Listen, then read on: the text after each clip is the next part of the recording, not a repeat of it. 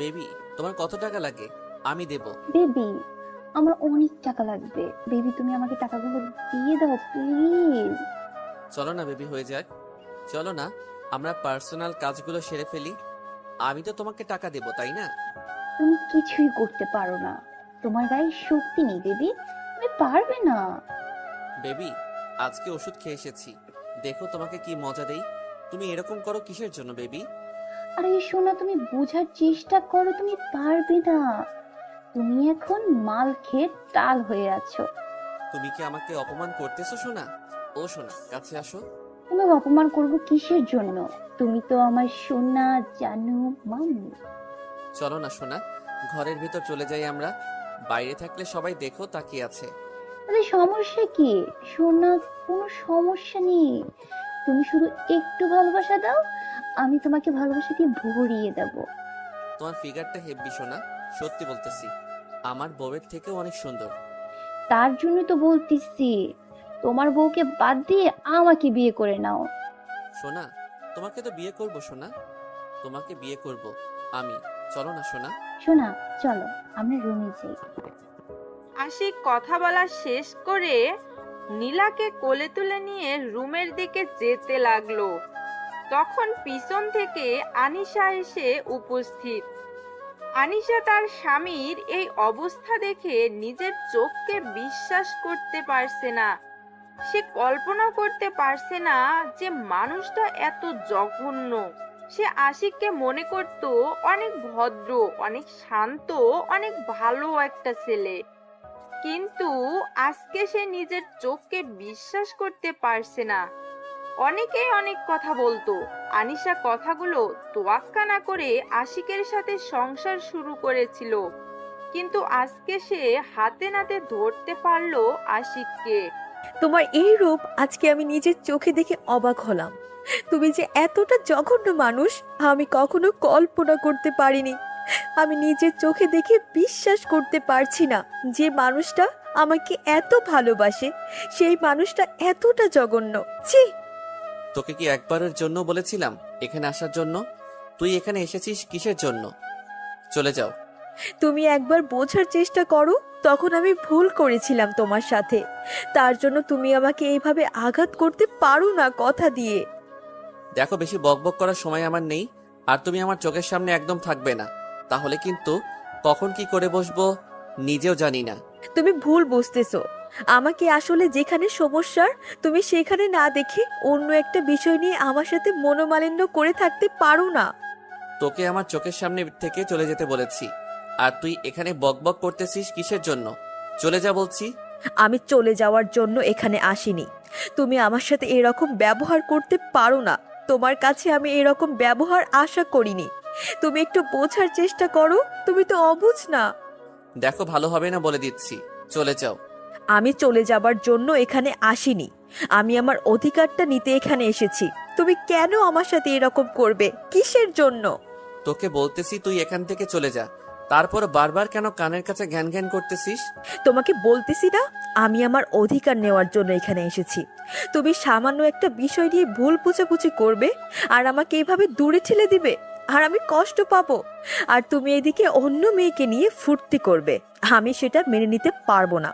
আমাকে আমার ন্যায্য অধিকার দিতে হবে।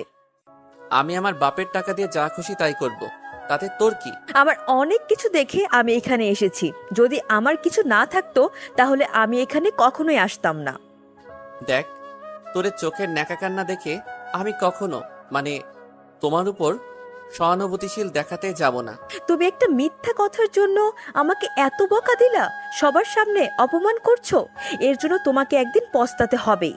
তোকে বলছি কি, আর তুই করতেছিস কি? তোকে এখান থেকে চলে যেতে বলছি। সবার সামনে আমার সাথে এভাবে কথা বলবি না। সত্যি কথা বলা না সবার গায়ে লাগে, এটা চরম সত্য। একটা কথা বুঝে নাও, আমি সত্যি বলতেছি, তাই তোমার গায়ে লাগতেছে। আজকে তুমি আমার সামনে তুমি অন্য মেয়েদের সাথে ডান্স করতেছো, গলাগলি করতেছো, করো। একদিন আমারও সময় আসবে, তখন আমিও তোমাকে অবহেলায় করব।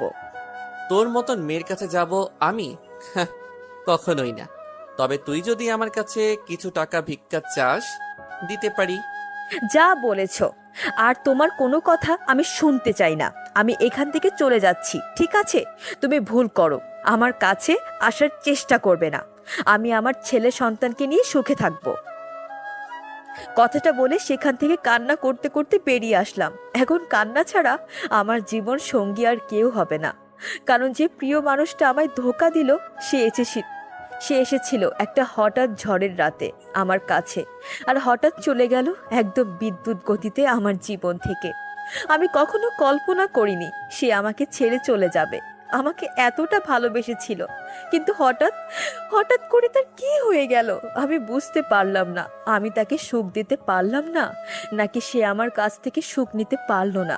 কেন জানি মনে হচ্ছে আমার মাঝেই হয়তো কোনো কমতি ছিল, না হলে সে কখনো আমায় ছেড়ে যেতে পারতো না। আমি হয়তো তাকে খুশি করতে পারিনি, তার জন্য সে আমাকে ছেড়ে চলে গিয়েছে। কিন্তু এরকমটা কিছুই নয়। আমি তাকে ঠিক খুশিতেই রেখেছিলাম, ঠিক সুখে শান্তি দিয়ে রেখেছিলাম। কিন্তু তার ছিল মেয়ের নেশা। একটা মেয়ে দিয়ে তার কখনো চলবে না। যে ছেলেটা মেয়ের নেশা করে, সেই ছেলেটা কখনো একটা বউকে ভালোবাসা দিয়ে আগলে রাখতে পারে না। হয়তো আজকে আমি তার কাছে আকুতি মিনতি করলাম, কিন্তু সবার সামনে অপমানিত হয়ে আমাকে বের করে দিল। কিন্তু একদিন সময় আসবে, সে আমার কাছে ফিরে আসবে, কিন্তু আমি তাকে আমার কাছে গ্রহণ করব না। যে ছেলে আছে, আমি তাকে নিয়ে আমার ভবিষ্যৎ গড়ে তুলব। ভাবছেন আমাদের বিয়ের হওয়ার অনেক দিন হইল, তাই না? আসলে সেই রকম কিছুই না। আসলে আমার প্রেগন্যান্সি টেস্ট করিয়েছিলাম, তখন ডাক্তাররা বলেছিল আমি প্রেগনেন্ট। আর মনের খুব ইচ্ছে ছিল যে প্রথম সন্তানটা ছেলে হবে, তার জন্য আমি বলেছি ছেলে হবেই। আমার একটা আত্মবিশ্বাস আছে, তার জন্যই বলেছি যে আমার ছেলেকে নিয়ে আমি সুখে থাকব। কিন্তু সেই সুখটা তো আমার কপালে সইল না। যেখানে স্বামী থাকবে না, সেখানে কিভাবে আমি থাকব বুঝতে পারছি না। তোকে আমি বলেছিলাম না তুই আমার ছেলের কাছে যাবি না? আর তুই 2 টাকার মেয়ে হয়ে এত বড় হওয়ার স্বপ্ন কিভাবে দেখতে পারিস? ভেবেছিলি যে আমার ছেলেকে পটিয়ে নিবি আর সম্পত্তির মালিক হয়ে যাবি, তাই না? দেখেন আম্মু, সেরকম কিছু ছিল না। আমি শুধু আমার ভালোবাসার মানুষটাকে চেয়েছিলাম। আমি কখনো কোনো সম্পত্তির দিকে তাকাইনি। আমি ভালো করেই জানি কে কিরকম। তোর মুখ দেখলেই বোঝা যায় তুই সম্পত্তির লোভে আমার ছেলেকে বিয়ে করেছিস ফাঁদে ফেলে। আম্মু, আপনি আমাকে ভুল বুঝছেন। প্লিজ আমাকে এই মিথ্যা অপবাদটা দিবেন না। আপনার সন্তান আমাকে আজ দূর করে দিচ্ছে, আর আপনিও আমাকে এইভাবে বলছেন। যাই হোক, আমার ছেলের তাহলে বুদ্ধি ফিরে এসেছে। তাকে কত করে বলেছিলাম যে তোর মতো একটা মেয়েকে কেন সে বাসায় রেখেছে, শেষ পর্যন্ত আপদ বিদায় করে দিয়েছে। আম্মু দেখেন, আমিও তো আপনার একটা মেয়ের মতো, তাই না? যদি আপনার ছেলে না হয় মেয়ে হতো, তাহলে তো সে আর আজকে আমার মতোই হইতো, তাই না? সে তো গরিব ঘরে জন্ম নিত না, সে তো আমার মেয়ে হতো, তাই না? বড় লোকের মেয়ে। আর সে তো দেখতে অনেক সুন্দর হতো, তোর মতো একটা কালসাপ হতো না। আম্মু, আপনি আমাকে এত পরিমাণে ঘৃণা করেন, আমি কখনো বুঝতে পারিনি। আমি তো আপনার কোনো ক্ষতি করিনি। আপনি যখন যেটা বলেছেন আমি তো মাথা পেতে নিয়েছি, সেটাই। আপনার সব কাজ করে দিয়েছি, তারপর আপনার মনটা আমি পেলাম না। এখন আমি তোর মুখ দেখতে পাচ্ছি না। এখন ঘরের কাজ যেগুলো আছে সব কমপ্লিট কর। তারপর আমার কিছু কাপড় আছে, সেগুলো পরিষ্কার কর। তারপর ঘরগুলো ভালোভাবে পরিষ্কার কর। তারপর কি করবি? বাকি কাজগুলো করবি। হ্যাঁ, আমি এখন ঘুমোতে যাচ্ছি। আনিসা আর কোনো কিছু বলতে পারলো না লজ্জায়। তার উপর তার স্বামী আজকে যে ব্যবহার করলো সবার সামনে, সে ভেবেছিল তার শাশুড়ি আম্মু তাকে হয়তো একটু সান্ত্বনা দিয়ে বাসায় থাকতে বলবে, কিন্তু তিনি যেটা বলে গেলেন তাতে তো বাসায় থাকা কোনোভাবেই সম্ভব না। তাকে তাহলে এখানেই তিলে তিলে মরতে হবে। তার পেটে সন্তান আসবে, তাকে কিছু করে খাওয়াতে পারবে না।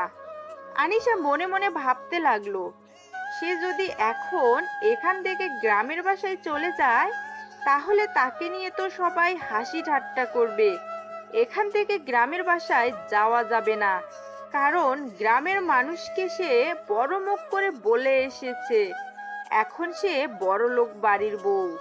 গ্রামের মানুষরা বড়লোকদের সম্মান কি পরিমাণ করে সেটা বলার বাহিরে। এখন যদি আমি কোনো মতে গ্রামে যাই এবং গ্রামের মানুষ কোনো মতে জানতে পারে বিষয়টা, তাহলে আনিশার আব্বু আম্মুর মুখে চুনকালি লেগে যাবে। এটা কখনোই হতে পারে না। আনিশা তারপর শোরুমে গিয়ে তার প্রয়োজনীয় জিনিসপত্র নিয়ে বাসা থেকে বেরিয়ে পড়ল, কারণ এই সময় বাসায় কেউ নেই। তার শাশুড়ি আম্মা গেল ঘুরতে, আর তার স্বামী তো এখন পার্টি নিয়ে ব্যস্ত। আজকে আমি বাসা থেকে সেই মেয়েটাকে তাড়িয়ে দেওয়ার ব্যবস্থা করব। এই জঘন্য মেয়েটাকে আমি কখনোই আর সোসাইটিতে মেনটেন করতে পারবো না। গ্রামের খ্যাতমার্কা একটা মেয়ে। মেয়েটা হতে পারে গ্রামের, হতে পারে, কিন্তু তার মাঝে অনেক গুণ আছে যেটা তুমি উপলব্ধি করতে পারো না। আমার মুখের উপর কথা বলা বন্ধ করে নিজের মুখটা বন্ধ রাখো। আমি যেটা করতে চাই আমাকে সেটাই করতে দিবা। দেখো, এই মেয়েটা আমাদের ছেলেকে কন্ট্রোলে রাখতে পারবে, না হলে তুমি কখনোই আমাদের ছেলেকে কন্ট্রোলে আনতে পারবে না, কারণ মেয়েটার ধৈর্য আছে। আমি আমার ছেলের জন্য আধুনিক মেয়ে খুঁজে আনবো ঘরে। এইরকম বেদের মেয়ে জ্যোৎস্না দিয়ে কি করব আমি? আমার সোসাইটিতে খাপ খাওয়াতে পারবো না। তাই আমি আমার ছেলের জন্য একটা আধুনিক বউ লাগবে। যেই মেয়েরা রাতে বাইরে যাবে, এই ক্লাবে গিয়ে পার্টি করবে, ওই ক্লাবে গিয়ে নাইট পার্টি করবে, সেই রকম বউ তোমার দরকার, তাই না? এখনকার যুগে এসব স্বাভাবিক। তুমি এসব নিয়ে তর্ক করা বাদ দাও তো। আমার সাথে এখন চুপচাপ গাড়ি চালাও তো। তারপর কালাম সাহেব শিল্পার সাথে কোনো কথা না বলে চুপচাপ গাড়ি ড্রাইভ করতে লাগলো। আর এদিকে আনিশা বাসা থেকে বেরিয়ে কোন দিকে যাবে ভেবে পাচ্ছে না। তার উপর শুধু একটাই উদ্দেশ্য, সে যে কোনো প্রকারে এই জলসাখানা থেকে বেরিয়ে যেতে চায়। কোন দিকে যাবে কোনো গাড়ি না দেখতে পেয়ে সে রাস্তার এক সাইডে হেলে দুলে হাঁটতে লাগলো। সন্ধ্যা পেরিয়ে রাত ঘনিয়ে আসতে লাগলো। সে হাঁটতে হাঁটতে অনেক দূরে এসেছে। সামনে একটা বাস দেখতে পেয়ে চুপি চুপি বাসের এক কর্নারে গিয়ে গুটিসুটি মেরে বসে পড়লো। যেদিকে যায় যাবে, সে সেখানে নেমে যেদিকে দু চোখ যাবে সেদিকে চলে যাবে। তাও এরকম জল্লাদ মার্কা এলাকায় সে থাকতে চায় না, না যেখানে তার কোনো মূল্য নেই। সে এতদিন পড়েছিল শুধু মূল্যহীন হয়ে, যার জন্য তার শাশুড়ির অত্যাচার সহ্য করেছে। সেই মানুষটাই তো এখন তার না। সে তো এখন অন্য মেয়ের দেহর মধ্যে নিজের সুখটা খুঁজে নিতে চাচ্ছে। থাকুক না সে তার মতো। আনিশা এটাকে স্বপ্ন ভেবে হয়তো ভুলে যাওয়ার চেষ্টা করবে। ভুলে যাওয়া সহজ নয়, কিন্তু চেষ্টা তো করতেই হবে। সত্যি সোনা, অনেক মজা পাইছি। সোনা, তোমার টেস্ট হেভি। শোনা, আমি অনেক মজা পাইছি। তোমার এই মজা দেওয়ার প্রক্রিয়াটা অনেক ভালো ছিল। চলো, আজকে তোমাকে আমার বাসায় নিয়ে যাব। আমার বউয়ের সামনে আমি তোমাকে জড়িয়ে ধরে শুয়ে থাকবো। চলো। না না, আমার লজ্জা করবে তো, আমি যেতে পারবো না। আমার শাশুড়ি কি বলবে, তার মুখের দিকে তাকিয়ে তো আমি থাকতেই পারবো না। আচ্ছা, তাহলে কি আর করা। এখন চলো, তোমার সাথে আমি যাব। তুমি আমাকে গল্প বলো। আর তুমি এত সুন্দরী কেন? আমি শুধু তোমার জন্য সুন্দরী, তোমাকে ভালোবাসি, তোমাকে পেতে চাই, তোমাকেই কাছে পেতে চাই। আচ্ছা, তুমি কি অন্য কাউকে ভালোবাসো, যার কারণে তার কাছে ছ্যাঁকা খেয়েছো আর আমার কাছে চলে এসেছো আমার মতো? সেরকম কিছু না, একটা ছেলে ছিল টাকার লোভী। যেমন তোমার বউ আছে টাকার লোভী, ওই রকম ছেলে ছিল, অনেক সুন্দর দেখতে, টাকার লোভী। তাকে আমি ভালোবেসেছিলাম ভুল বুঝে, কিন্তু পরে সে আমার কাছে টাকা নিয়ে আমাকে ছেড়ে দিয়ে চলে গিয়েছিল। আমিও তো সেটাই ভেবেছিলাম, যে গরিব ঘরের মেয়ে একটু হয়তো ভালো কিছু খেতে পারলে, ভালোভাবে চলতে পারলে হয়তো আমাকে অনেক ভালোবাসবে। কিন্তু পরে দেখলাম সে শুধু টাকাকেই ভালোবাসে, আমাকে না। তোমার মতো সুন্দরীকে আমি চাই। তোমার মনে হয় প্রচুর নেশা হয়ে গেছে, তাই না গো? আসো, তোমাকে একটু চুমু খাই, তোমার ঠোঁটের স্বাদটা না অনেক সুন্দর। তাই নাকি গো? তোমার মাঝে না একটা মায়া আছে, যে মায়াতে আমাকে জড়িয়ে নাও। আর কখনো সেই মায়া থেকে আমি ফিরতে চাই না। আরে আবালের বাচ্চা, শুধু তোর টাকা দরকার, আমার আর কিচ্ছু চাই না। তুই কে? তোর মতো কত হ্যান্ডসাম ছেলে আমার পিছনে পড়ে আছে এই সুন্দরী পেছনে, আর তুই তো 2 টাকার একটা ছেলে। তোর দুইটা আমার দরকার টাকা হলো আমি শেষ। তুমি কি কিছু বলতেছো আমাকে? আমি কিন্তু স্পষ্ট শুনতে পাইনি। আমার মাথাটা কেমন জানি ঘোরাচ্ছে। তুমি আমাকে একটু সাহায্য করো, আমাকে ধরে নিয়ে যাও। আচ্ছা তাহলে আজকে তোমাকে আর বাসায় যেতে হবে না, তুমি আমার সাথে থাকবে, কি বলো? চলো আমি তোমাকে নিয়ে যাচ্ছি, আজকে দুজনে অনেক ফুর্তি করব। আচ্ছা শোনো, তাহলে আমাকে আচ্ছা শোনো, তাহলে আমাকে নিয়ে চলো তোমার কাছে। আমি তোমার সাগরে ডুবে যেতে চাই, তোমার ভালোবাসাতেই। আমিও সোনা, আমিও শুধু তোমার ভালোবাসাতে ডুবে থাকতে চাই। তুমি আমাকে ভালোবাসবে সোনা, তুমি অনেক ভালো। সোনা চলো, আমি তোমাকে নিয়ে যাচ্ছি। চলো সোনা, আমি তোমাকে তোমার বাসার কাছে নামিয়ে দিয়ে বাসায় চলে যাব। তোমার সাথে গেলে আমার অনেক মজা লাগে। তোমার বউ যে তখন তোমাকে বকা দিয়ে গেল, তোমার রাগ হবে না পরে? এখন থেকে তুমি আমার বউ হবে। আমি আজকে গিয়ে উকিলের সাথে কথা বলবো, তাকে আমার জীবন থেকে সরিয়ে দেব, দিয়ে তোমাকে নিয়ে আসবো। আচ্ছা সোনা, তাহলে তাই করো, যত দ্রুত সম্ভব তুমি আমাকে তোমার বউকে মাথা রাখার সুযোগ করে দাও। তুমি একদম টেনশন করবে না, খুব তাড়াতাড়ি আমি তোমাকে আমার বুকে রাখবো সোনা। তোমাকে ছাড়া আমি থাকতে পারবো না। সোনা আমার, তোমাকে এতগুলো ভালোবাসা। চলো এখন তুমি আমাকে নামিয়ে দিয়ে বাসায় চলে যাবে, অনেক রাত হয়ে আসলো যে। আচ্ছা চলো, আর এখানে থাকা যাবে না, রাত হয়ে এসেছে, আবার বাসায় যেতে হবে। চলো। চলো তোমার সাথে আজকে গল্প করতে করতে বাসায় যাব, চলো। শোনো আজকে সারা রাত তোমার বুকে মাথা রেখে আমি শুয়ে থাকবো, তোমার সাথে আমার বাসায় থাকবে তুমি। তুমি আর কয়েকটা দিন ধৈর্য ধরো, আমি তোমাকে একদম পার্মানেন্টলি আমার বুকে নিয়ে আসার চেষ্টা করব। তুমি কি আমাকে ধোকা দেবে না তো? তুমি বলতেছো চেষ্টা করবে, তুমি কখন আমাকে তোমার উপর অধিকার খাটাতে, মানে স্বাক্ষর করাতে? কি আবল তাবল কথা বলতেছো? চলো না, এখন বেশি কথা বলতে পারবো না, তাহলে নেশাটা ধরে আসবে, তখন বাসা পর্যন্ত পৌঁছাতে পারবো না। চলো। এটা আমি কোথায় চলে আসলাম? এখন কি হবে? গাড়িতে তো নামতে দিচ্ছে না, ব্যাপার কি? কোথায় নিয়ে যাচ্ছে কোনো কিছু বুঝতে পারছি না।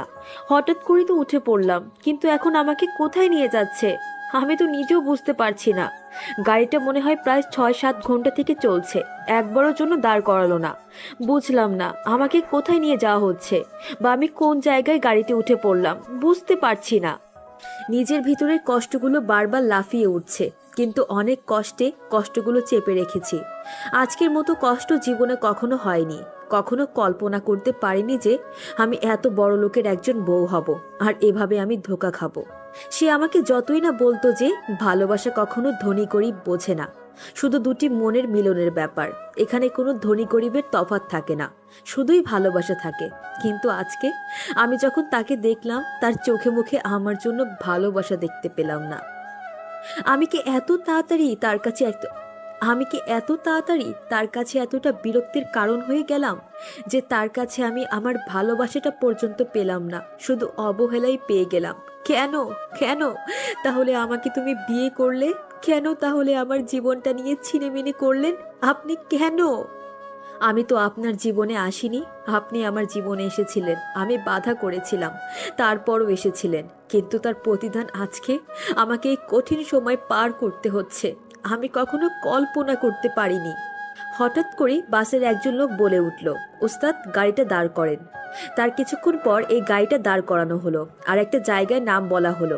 সেই জায়গার মানুষগুলো নেমে যাচ্ছে, থেকে থেকে কয়েকজন নেমে গেল 5-6 জন। একবার ভাবলাম যে এখনই নেমে যাব, কিন্তু জানালা দিয়ে উকি দিয়ে দেখলাম যে এখনো রাতের রেশ কাটেনি, ভোরের আলো এখনো স্পষ্ট হয়নি। আমি এইরকম একটা মেয়ে মানুষ, এখনো ভোরের আলো স্পষ্ট হয়নি, যদি বাইরে যাই, আবার যদি কোনো দুর্ঘটনা ঘটে আমার সাথে। এমনিতেই নিজের ভিতরে আর কোনো কিছুর বেঁচে থাকার নেই, বেঁচে থাকার ইচ্ছা পর্যন্ত আর নেই, কিন্তু কি করব? পেটের ভিতরে যে একটা কোমল প্রাণ বেড়ে উঠেছে, তার জন্য আমাকে এই পৃথিবীতে বেঁচে থাকতে হবে। কিন্তু এখন নামা যাবে না, ভোরের আলোটা যেখানে স্পষ্ট দেখা যাবে সেখানে নেমে যাব। মোবাইলের স্ক্রিনে তাকিয়ে দেখি মোবাইল স্ক্রিনে তাকিয়ে দেখি 4:30 বাজে, তার মানে আলোর প্রকট হতে আরও 30 মিনিট বাকি। 5টার পরই ভোরের আলোর প্রকট হবে, আর সেখানে নেমে যেদিকে দুচোখ যায় সেদিকে চলে যাব। কিন্তু আমার মনে হচ্ছে আমি একদম গ্রাম অঞ্চলে চলে এসেছি। এখন আমাকে এখানে এসে জীবিকা নির্বাহ করতে হবে যে কোনো প্রকারে। কিন্তু আমি তো এই এলাকার কিছু চিনি না, কোন দিকে যাব বা কোন দিকে গেলে কি সাহায্য পাবো বুঝতে পারছি না। নামতে আগে হবে, তারপরে বাকিটা দেখা যাবে। তারপর কিছুক্ষণ পর আবার একজন লোক বলে উঠল, উস্তাদ গাড়ি দাঁড় করান, কিছু মানুষ নামবে। সঙ্গে সঙ্গে গাড়ির ড্রাইভার গাড়িটা দাঁড় করালেন, আর বেশ কিছু মানুষ নেমে গেলেন। এখন দেখছি যে ভোরের যে ঘুটঘুটে অন্ধকারটা সেটা আছে পুরো পৃথিবীর বুকে। এই অন্ধকারটা এখন আমার সাথে ভালোই মানাচ্ছে, কারণ আমার ভেতরটা তো অন্ধকারে ছেয়ে গেছে। আমার ভেতরে তো আলো বলতে কোনো কিছুই নেই। বেঁচে থাকার যে স্বপ্ন দেখেছিলাম, যার হাত ধরে বেঁচে থাকতে চেয়েছিলাম সারাটা জীবন, যার সাথে সুখ দুঃখের গল্প করতে চেয়েছিলাম, সেই মানুষটি তো আমাকে। তারপর ভোরের আলোটা প্রকট হতে লাগলো, আস্তে আস্তে পুরো পৃথিবীর বুকে আলো ছড়িয়ে পড়তে লাগলো। আর তখনই গাড়ির লোকটা আবার বলে উঠল যে এখানেই নাকি কিছু মানুষ নামবে। আমিও স্থির করলাম আমি এখানে নেমে যাব, আর সামনে যাব না।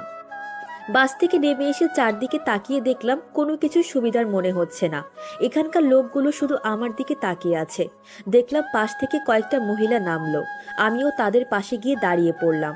আর লোকগুলো তাদের মতো যেতে লাগলো যে যার গন্তব্যে। মনে হচ্ছে অনেকদিন পর তারা বাসায় ফিরে এসেছে। গাড়ি থেকে নেমেই যে যার মতো চলে যেতে লাগলো। কেউ কারো জন্য অপেক্ষা করে না, সবাই সবার ভালোবাসার মানুষ আর প্রিয় মানুষের মুখখানা দেখতে চায়, প্রিয় পরিবারের সাথে মিলিত হতে পারবে কতদিন পর। সবার মুখে শুধু মৃদু হাসি। আমি একটা চায়ের দোকানে গিয়ে বসে পড়লাম। কি করব, একটা মেয়ে মানুষ। হঠাৎ করে একটা চায়ের দোকানে প্রবেশ করেছি, তাও আবার গ্রাম অঞ্চলের সবাই আমার দিকে অবাক দৃষ্টিতে তাকিয়ে আছে, কারণ নিজের ভিতর কেমন যেন করতে লাগলো। কি আর করার, তাও সেখানে একটা রুটি আর একটা কলা খেয়ে নিলাম। কি রে গ্রামের খ্যাত মার্কা মেয়ে, কোথায় তুই? আমার বাসার সকালের কাজগুলো কে করবে? এত বেলা হয়ে গেছে আর তুই এখানে ঘুমিয়ে আছিস, ব্যাপার কি? শিল্পা বেগম কথাগুলো একাই একাই বলতেছে, কিন্তু তিনি মনে করতেছে হয়তো ঘরে আনিশা আছে। কিন্তু তিনি তো আর জানে না যে আনিশা চিরতরে তাদের এই যন্ত্রণা থেকে মুক্তি নিয়ে এখান থেকে চলে গিয়েছে। কি রে, কথা বলছিস না কিসের জন্য? নাকি রাতে কোথাও গিয়েছিলি আবার? আমার ছেলে তোকে বাদ দিয়ে দেবে? অন্য কোনো ছেলের কাছে গিয়েছিলি নাকি? তার কথার কোনো জবাব আসছে না দে। তার মেজাজটা আরো অনেক কিটকিটে হয়ে গেল। তার এখন ইচ্ছা করছে আনিশাকে পিটাবে, কিন্তু তিনি যখন রুমের দরজায় ধাক্কা দিলেন তখন দেখলেন যে আপনা আপনি রুমের দরজাটা খুলে গেল। ব্যাপার কি, তিনি বেশ অবাক। তার থেকেও বড় অবাক হলেন যখন ঘরে কাউকে দেখতে পেল না। ঘর পুরোপুরি ফাঁকা, তার ছেলেও নাই এবং তার ছেলের বউ সেও নেই রুমে, একদম পুরো ফাঁকা পড়ে আছে। কালকে যেরকম রেখে গিয়েছে ঠিক তেমনই আছে, কিন্তু একটু অগোছালো রুমটা। ব্যাপার কি, তিনি ভেবে পাচ্ছে না এখানে কি হতে যাচ্ছে। আর উনি একটু লক্ষ্য করে দেখলেন যে তার ছেলের বউ, যাকে তিনি গ্রামের খ্যাতমার্কা মেয়ে বলে ডাকে, সব সময় তার কোনো কাপড় বা তার কোনো প্রয়োজনীয় জিনিসপত্র দেখা যাচ্ছে না রুমে। শিল্পা বেশ অবাক হলেন ব্যাপারটা দেখে। কোথায় তুমি? বেরিয়ে আসো, দেখো কি কাণ্ড হয়ে গিয়েছে বাসার ভিতরে। বাসায় কেউ নেই, তুমি আমি ছাড়া। এখন বাসায় কেউ নেই, তাড়াতাড়ি বেরিয়ে আসো, দেখো। কি হয়েছে? তোমরা এত সকালে চিল্লাচিল্লি করতেছো কিসের জন্য? ব্যাপার কি? সারা রাত কাজ করছি। তোমার ছেলের বউ কেউ রুমের ভিতরে নেই। রুমের ভেতর থেকে দরজা বন্ধ করা থাকবে, সেটাও নেই। আমি যখন রুমে গেলাম আর রুমের ভেতরটা কেমন যেন অগোছালো লাগতেছিল। তুমি এত অস্থির হচ্ছ কিসের জন্য? তারা হয়তো কোথাও ঘুরতে গিয়েছে সকাল মুহূর্তে উপভোগ করার জন্য। তুমি সব সময় রোমান্টিক মুডে থাকতে চাও, তাই না? তোমার এত রোমান্টিক মুড আসে কোথা থেকে? আমি টেনশনে মরে যাচ্ছি। এত টেনশন করতে হবে না। একটু পর দেখবে যে দুইজনে চলে আসছে। সমস্যা নেই, এখন চুপচাপ নিজে হাতে কাজ আছে সেগুলো শেষ করো, আর তারপর যেগুলো কাজ করতে হবে সেগুলো রেখে দাও। এখন আমাকে কাজ করতে হবে তাই না? এখন তুমি আমাকে কাজ করতে বলছো? তাহলে তোমার ছেলের বউয়ের হয়ে যে কালকে ওকালতি করলে কিসের জন্য?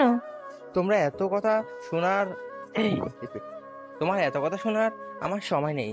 আমার অফিসের সময় হয়ে যাচ্ছে, তুমি সেটা ভালো করেই জানো। আর আমার কি কি লাগবে তাড়াতাড়ি এখানে এনে দাও। তুমি তো এখন আমার উপরে রাগ দেখাবে তাই না? তুমি তো সুযোগ পাইছো না, তুমি তো রাগ দেখাবে, আমি ভালো করেই জানি। এত কথা না বলে চুপচাপ যেটা করতে বলছি সেটাই করো। এত কথা বলো কিসের জন্য? তারপর শিল্পা বেগম কালাম সাহেবের সাথে আর কোনো কথা না বলে তিনি কালাম সাহেবের প্রয়োজনীয় জিনিসগুলো এনে তার সামনে রেখে দিয়ে রাগ দেখিয়ে রুম থেকে বেরিয়ে গেল। কালাম সাহেব তার স্ত্রীর রাগ দেখে মৃদু হাসলেন, তার স্ত্রীর রাগ আরো বাড়িয়ে দিলেন। শিল্পা বেগম কালাম সাহেবের মুখে মৃদু হাসি দেখে রাগে পুরে জ্বলতে লাগলো, কিন্তু কালাম সাহেবকে কিছুই বলতে পারছে না। মনে মনে স্থির করে রাখলো, যদি আজকে সে কালসাপিনী বাসায় আসে তাকে যে কি করবে। আর তার ছেলের এত রোমান্টিক মুড যে তার বউকে সকাল সকাল উধাও করে নিয়ে যেতে হবে বাসা থেকে। শিল্পা বেগম মনে মনে স্থির করলো, আজকে বাসায় আসলে দুজনকেই গণহারে পিটাবে। সে তার এত সাহস কিভাবে? এভাবে সকাল সকাল বাসা থেকে বেরিয়ে যাওয়া, তাদেরকে দেখে নেবে সে। কিন্তু শিল্পা বেগম আসল বিষয়টা এখনো জানতে পারেনি। যখন তার ছেলে বাসায় ফিরে আসবে তখন বুঝতে পারবে আসল বিষয়টা, আর তখন যে কি হবে বুঝতে পারতেছে না।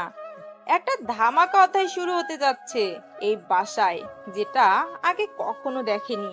শোনা, এভাবে শুয়ে থাকতে হবে না, উঠো আর আমাকে ছেড়ে দাও। কিভাবে জড়িয়ে ধরে আছো? আমার লজ্জা লাগতেছে এখন। সোনা, তোমার কাছে এত মজা আমি কখনো বুঝতে পারিনি। চলো সোনা, আজকে তোমাকে বিয়ে করে সোজা বাসায় নিয়ে যাব, তারপর তাকে ডিভোর্স দিব। কি বলো? না, আমি সেটা করতে পারবো না। আগে তোমার সম্পত্তির কিছু অংশ আমাকে লিখে দিতে হবে, না হলে তো আমি তোমাকে কিভাবে বিশ্বাস করতে পারি বলো? আরে সোনা, এত টেনশন করো কিসের জন্য?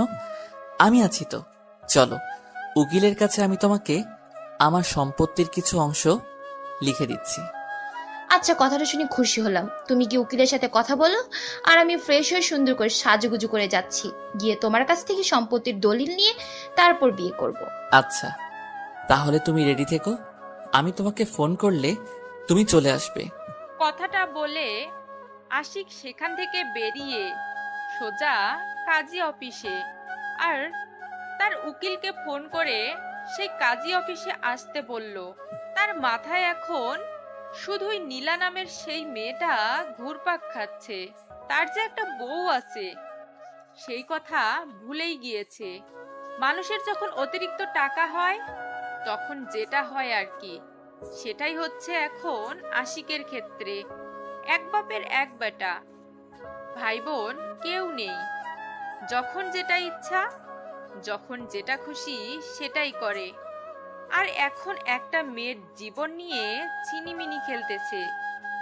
আর যে মেয়েটার পাল্লায় এখন সে পড়েছে সে তো আশিককে ধ্বংস করবে, এটা তার লক্ষ্য। আশিক বেকুবের মতো কাজ করতেছে, সে বুঝতেছে না সে কি করতে যাচ্ছে। তার মনে এখন যত জ্বালা, কারণ সে এখন মেয়ের নেশায় পড়ে গিয়েছে।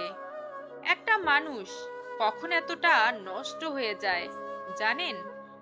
যখন তার অতিরিক্ত টাকা হয়ে যায়। সে হয়তো জানে না মেয়ে মানুষ একটা সফল মানুষকে পতনের দিকে নিয়ে আসতে বেশি দিন সময় নেয় না, কারণ তারা মেয়ে জাতি। এই যে ভাইয়া, শুনছেন? আমি এই এলাকায় নতুন, আমাকে কি এখানে একটু জায়গা দেখে দিতে পারবেন? আচ্ছা আপু, বলেন কোথায় যাবেন, আমি আপনাকে সেখানে রেখে আসবো। আসলে ভাইয়া, আমি শহর থেকে এসেছি এখানে কাজের সন্ধানে, কারণ আমার শহরে কিছু পার্সোনাল সমস্যা, ফ্যামিলিগত সমস্যার কারণে আমি সব ছেড়ে এসেছি। আচ্ছা আপু, আপনি কি কি কাজ করতে পারেন? আর আপনি যেহেতু শহরের মেয়ে, কি কি ধরনের কাজ করতে পারেন যদি বলেন তাহলে আপনাকে সেইভাবে সাহায্য করতে পারবো। আসলে ভাইয়া আমি ভালো রান্না করতে পারি। এখানে কি কোনো মেয়েদের হোটেল আছে যেখানে মেয়েরা কাজ করে এরকম? আসলে আপু, আমার দাদিমা এখানে একটা রেস্টুরেন্ট চালায়। আসলে এখানে একটা পর্যটক কেন্দ্র আছে, তো সেখানে মানুষ আসা যাওয়া করে, আর সেখানে আমাদের একটা রেস্টুরেন্ট আছে। আপনি ভালো রান্না করতে পারেন, আমার সাথে যেতে পারেন। আচ্ছা, তাহলে তো অনেক ভালো হয় ভাইয়া।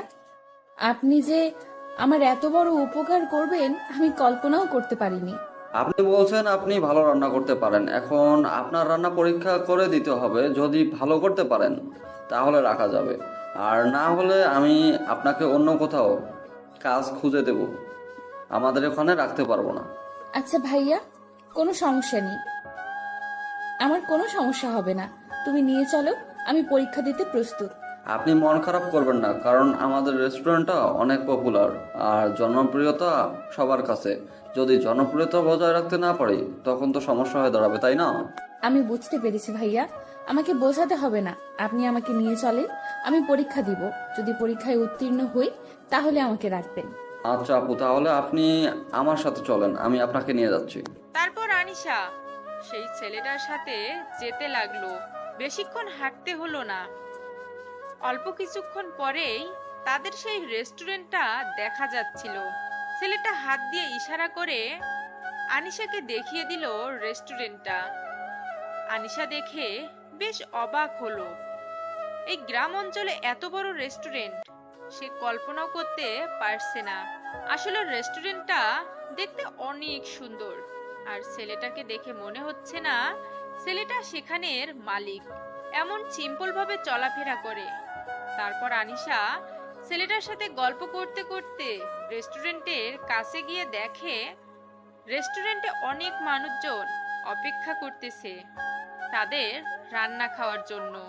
আনিশা এত মানুষকে দেখে প্রথমে ভেঙে পড়লো, কারণ সে যদি ভালো মতো রান্না করতে না পারে তাহলে সে এখানে থাকতে পারবে না। তখন যে তার কি হবে ভেবে পাচ্ছে না। আনিশা নিজের মনের ভিতর আত্মবিশ্বাসটা জাগিয়ে তোলার চেষ্টা করতেছে। সে নিজেকে নিজেই বলতেছে, আনিশা তুই পারবি, তুই পারবি, তোকে পারতেই হবে। তারপর ছেলেটা আনিশাকে সঙ্গে করে নিয়ে রেস্টুরেন্টের ভিতর প্রবেশ করে। যেখানে খাবার তৈরি করা হয় সেখানে নিয়ে আসলো, রান্নাঘরে নিয়ে আসলো, আর সেখানে তার দাদিমাকে দেখলো আনিশা। তারা নিজেরাই রেস্টুরেন্টটা চালায়, কোনো কাজের লোক রাখে না।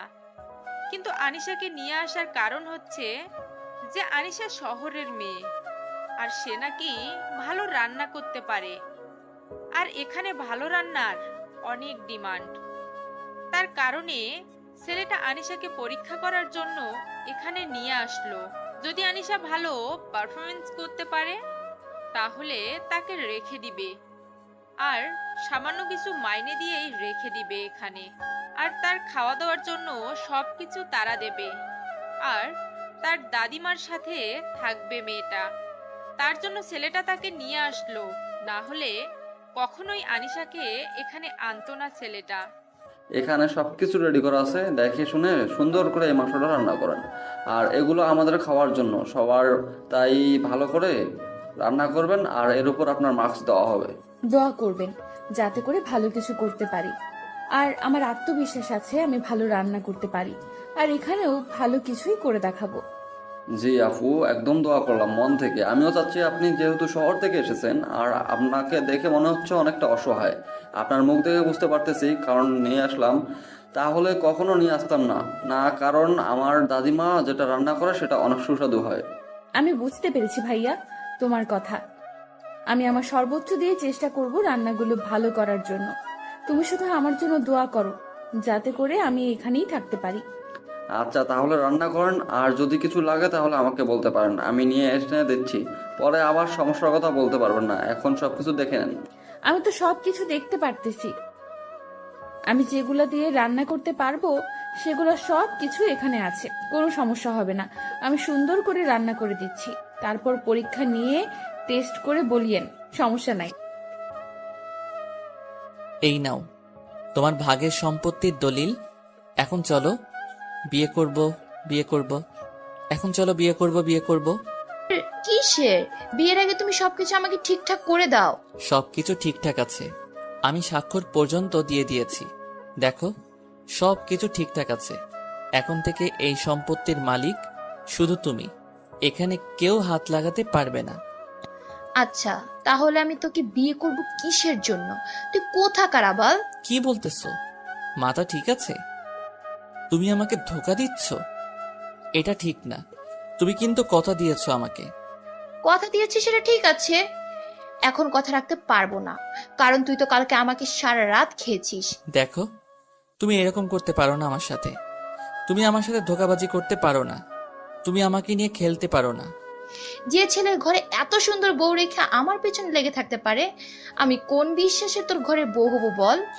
এরকমটা কিন্তু কথা ছিল না। আমি শুধু তোমাকে ভালোবেসেছিলাম। তুমি আমার সাথে এরকমটা করতে পারো না। মাত্র 2 দিনের পরিচয় আমাদের, তাতে তুই আমাকে ভালোবেসেছিলে? তোর যে ঘরে বউ রেখে আসছিস সেটা তো আমি দেখেছি, তাই না? তোর বউটা কিন্তু অনেক সুন্দর, হেব্বি আমার থেকেও। দেখো তোমার কথা মতো আমি সব কিছু দিয়ে দিয়েছি। এখন তুমি তোমার কথা রাখবে। আমার সাথে তুমি বেইমানি করতে পারো না। তুমিও বেঈমান, আমি না বেঈমান, সমান সমান, কেউ কাউকে তো অপবাদ দিতে পারে না। তুমিও বেঈমানি করছো আমার সাথে, আমিও তোমার সাথে করলাম, ঝামেলা শেষ। এখন তুমি তোমার রাস্তায়, আমি আমার রাস্তায়। তাহলে তুমি আমার সম্পত্তি আমাকে ফিরিয়ে দাও, না হলে আমি পথের ফকির হয়ে যাব। তুমি আমার সম্পত্তি আমাকে দিয়ে দাও বলছি। তোর মতো বেঈমান পথের ফকির হওয়া উচিত, যে বউকে বিশ্বাস করতে পারে না। তুমি এসব কি আবোল তাবোল কথা বলতেছো? তুমি না দেখলে মেয়েটা টাকার লোভী, আর এখন তো দেখতেছি তুমিও। আমি মেয়েটার বিষয়ে সব খবর নিয়েছি, বুঝছিস? তোকে আর বলতে হবে না মেয়েটা কিরকম, কতটা সহজ সরল, তুই তাকে কিভাবে ব্যবহার করিস আমি ভালো করে খোঁজ খবর নিয়ে দেখেছি, আমাকে বলতে হবে না। কথাটা বলে নীলা সম্পত্তির পেপারটা হাতে নিয়ে চলে গেল আর আশিককে বলে গেল সে যেটা সম্পত্তির মালিক, এখন যা পায় সবকিছু বুঝে নিবে পরশুদিনের মধ্যেই। এখন সে এখান থেকে চলে যাচ্ছে। আর আশিককে বলে গেল আর যেন ভুল করেও তার পিছনে না যায়, তাহলে কিন্তু তার লাশ আর ফেরত আসবে না। আশিক কি করবে না করবে ভেবে পাচ্ছে না, একদম দিশাহারা হয়ে যাচ্ছে। কি করলো সে ভেবে পাচ্ছে না। তার অর্ধেক সম্পত্তি সেখানে ছিল, সে ভেবেছিল তারা থাকা মানে তারও সেখানে অধিকার থাকবে। তারা তো এক হচ্ছে, তাহলে সমস্যা কোথায়? আমি থাকলেই চলবে, এটা ভেবে অর্ধেক সম্পত্তি লিখে দিয়েছে, তাও আবার যেগুলো টপ বিজনেসে আছে এখন সেগুলো। আশিক ভেবে পাচ্ছে না তার এখন কি করা উচিত। তার মাথায় মনে হচ্ছে আকাশ ভেঙে পড়েছে। সে এখন কি করবে না করবে ভেবে পাচ্ছে না। তার মাথা পুরোই হ্যাং। সে কোথায় যাবে, কি করবে? বাসায় যাবে কি করে? তার আব্বুকে সে মুখ দেখাবে কি করে? সে চুপচাপ একদম নিস্তব্ধ হয়ে পায়ে হেঁটে হেঁটে 5 কিলোমিটার জায়গা বাসায় এসে রুমের ভিতর গিয়ে দরজা বন্ধ করে লাইট অফ করে একদম অন্ধকার বিছানায় শুয়ে পড়ল। তার এখন কোনো কিছুই নেই, তার না আছে কোনো সঙ্গী, না আছে তার সম্পত্তি। সে এখন একটা অবহেলিত ছেলে। আশিক কান্না করতেছে নিঃশব্দে, বালিশে মুখ গুজে দিয়ে নিঃশব্দে কান্না করতেছে। আর সে ভাবতেছে আনিশার সাথে কত খারাপ ব্যবহার করেছিল, তারপরও মেয়েটা তাকে কখনো একা ছেড়ে দেয়নি, সব সময় তার সাথে লেগেছিল। কতই না তাকে গালি দিত, এমনকি মাঝে মাঝে অনেকভাবে অত্যাচার করত। তারপরও মেয়েটা আশিকের বুকের উপর মাথা রেখে ঘুমিয়ে থাকতো। এখন আশিকের আনিশার কথা খুব মনে পড়তেছে, কিন্তু আনিশা এখন অনেক দূরে। তার তখনই মনে পড়ে গেল যে আনিশা কোথায়। সে চারপাশে আনিশাকে খুঁজতে লাগলো। রুম থেকে বের হয়ে পুরো বাড়ি আনিশাকে খুঁজতে বের হলো, কিন্তু সে আনিশাকে কোথাও পেল না। তার আম্মুর কাছে গেল। সে তার আম্মুকে গিয়ে যখন জিজ্ঞেস করবে যে আনিশা কোথায়, কিন্তু তার আগে আশিকের আম্মু মানে শিল্পা বেগম আশিককে আনিশার কথা জিজ্ঞেস করলো। আশিক থতমত খেয়ে গেল। কি উত্তর দিবে এখন? তার আম্মুকে ভেবে পাচ্ছে না। কি রে, তুই একা বাসায় ফিরে এসেছিস যে? তোর বউ কই? একটু বাইরে গেছে, একটু পরে চলে আসবে। আমি একটু বিশ্রাম করি, ক্লান্ত লাগতেছে। এসব কি কথা বলছিস তুই? আমার হাতের কাজগুলো কে করে দেবে? তাহলে তুই করে দে। আচ্ছা আম্মু, তুমি মেয়েটাকে এত কষ্ট দাও কিসের জন্য বুঝছি না। আজকে আবার তোর কি হলো যে মেয়েটার জন্য তোর এত মায়া লাগতেছে? ব্যাপার কি? তাকে তো ভালো মতো খাইতে দাও না, ভালো মতো পড়তে দাও না, তারপরও তোমাকে যেটা সম্মান করে সেটা তো বলার বাহিরে। আর তারপরও তুমি তাকে যেটা অত্যাচার করো। বুঝতেছি না তুই হঠাৎ এত পরিবর্তন হচ্ছিস কিসের জন্য? তোকে তো বিয়ে দিয়েছিলাম আমার কাজের মেয়ে আনার জন্য, তাই না? তোমার অত্যাচার আর আমার অত্যাচার সহ্য করতে না পেরে মেয়েটা বাসা ছেড়ে চলে গিয়েছে। চলে গিয়েছে ভালোই হয়েছে, মেয়েটাকে আর সহ্য হচ্ছে না। গ্রামের ক্ষেতমার্কা মেয়ে, কিছুই বোঝে না, হুদাই কথা বলে। তুমি ঠিক বলছো, গ্রামের খ্যাতমার্কা মেয়ে কিছুই বোঝে না, সব কথা সহ্য করে, তারপরও সবকিছু করে দেয়। আজকে তোর কি হয়েছে বুঝতেছি না তো। হঠাৎ করে তুই মেয়েটার পক্ষপাতিত্ব করছিস কিসের জন্য? তোর বাপের মতো। কই কিছু না তো, আমি রুমে যাচ্ছি, আর ডিস্টার্ব করবে না আমাকে, এখন ভালো লাগতেছে না। বিকেলে রেডি থাকিস, মেয়ে দেখতে যাব। আমার একটা বান্ধবীর মডার্ন মেয়ে আছে, তার সাথে তোর বিয়ে দেব। কারণ খ্যাতমার্কা মেয়েকে দেখলাম কি রকম করে, এবার মডার্ন মেয়ের সাথেই তোর বিয়ে দেব। আমি বিয়ে করতেছি না, আমি তো এখন বিবাহিত ছেলে, তাই না? আর আমার বউকে তো ডিভোর্স দেইনি যে অন্য একটা মেয়েকে বিয়ে করে আনবো। তোর মাথা ঠিক আছে? কি আবল তাবল কথাবার্তা বলতেছিস বুঝতেছি না তো। হঠাৎ করে তোর এত পরিবর্তন কিসের জন্য শুনি? তোমার মাথা ঠিক নেই, যার জন্য তুমি এসব আবল তাবল কথা বলতেছো। আমি কালকে একখানে যাব, আর তারপর ফিরে আসব, তারপর তোমাকে বলবো কি করব না করব। তুই আমার কথার অবাধ্য হতে পারিস না, তাহলে কিন্তু ভালো হবে না বলে দিলাম। আমি ভালো করে জানি আমার জীবনে কখনো ভালো হবে না, তোমাকে বলতে হবে না সেটা। আর তুমি যে আমার কি ক্ষতি করবে সেটা বোঝা হয়ে গেছে আমার। তুই জানিস তুই কার সাথে তর্ক করছিস? এত এত বড় স্পর্ধা যে আমার সাথে এত তর্ক করিস? হ্যাঁ, আমি জানি আমি কার সাথে তর্ক করতেছি। আমি একজন অত্যাচারীর সাথে কথা বলতেছি এখন, যে আমাকে ব্যবহার করে একটা মানুষের জীবনকে নষ্ট করে দেয়। কথাটা বলে আশিক সেখান থেকে চলে গেল। আর তার আম্মু মানে শিল্পা বেগম সেখানে স্থির হয়ে দাঁড়িয়ে রইল। তার ছেলের বলা কথাগুলো তার কানে প্রতিধ্বনিত হচ্ছে।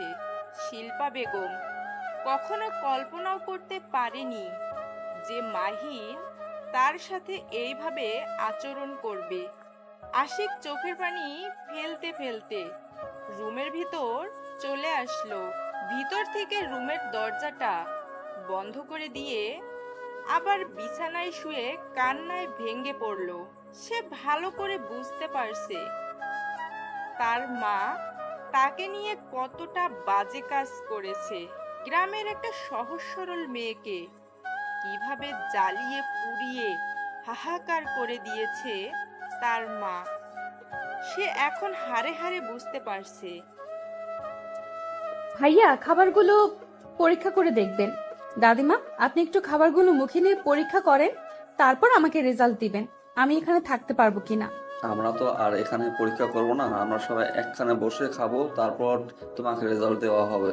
আরো কিছু মানুষ আসবে তারপর।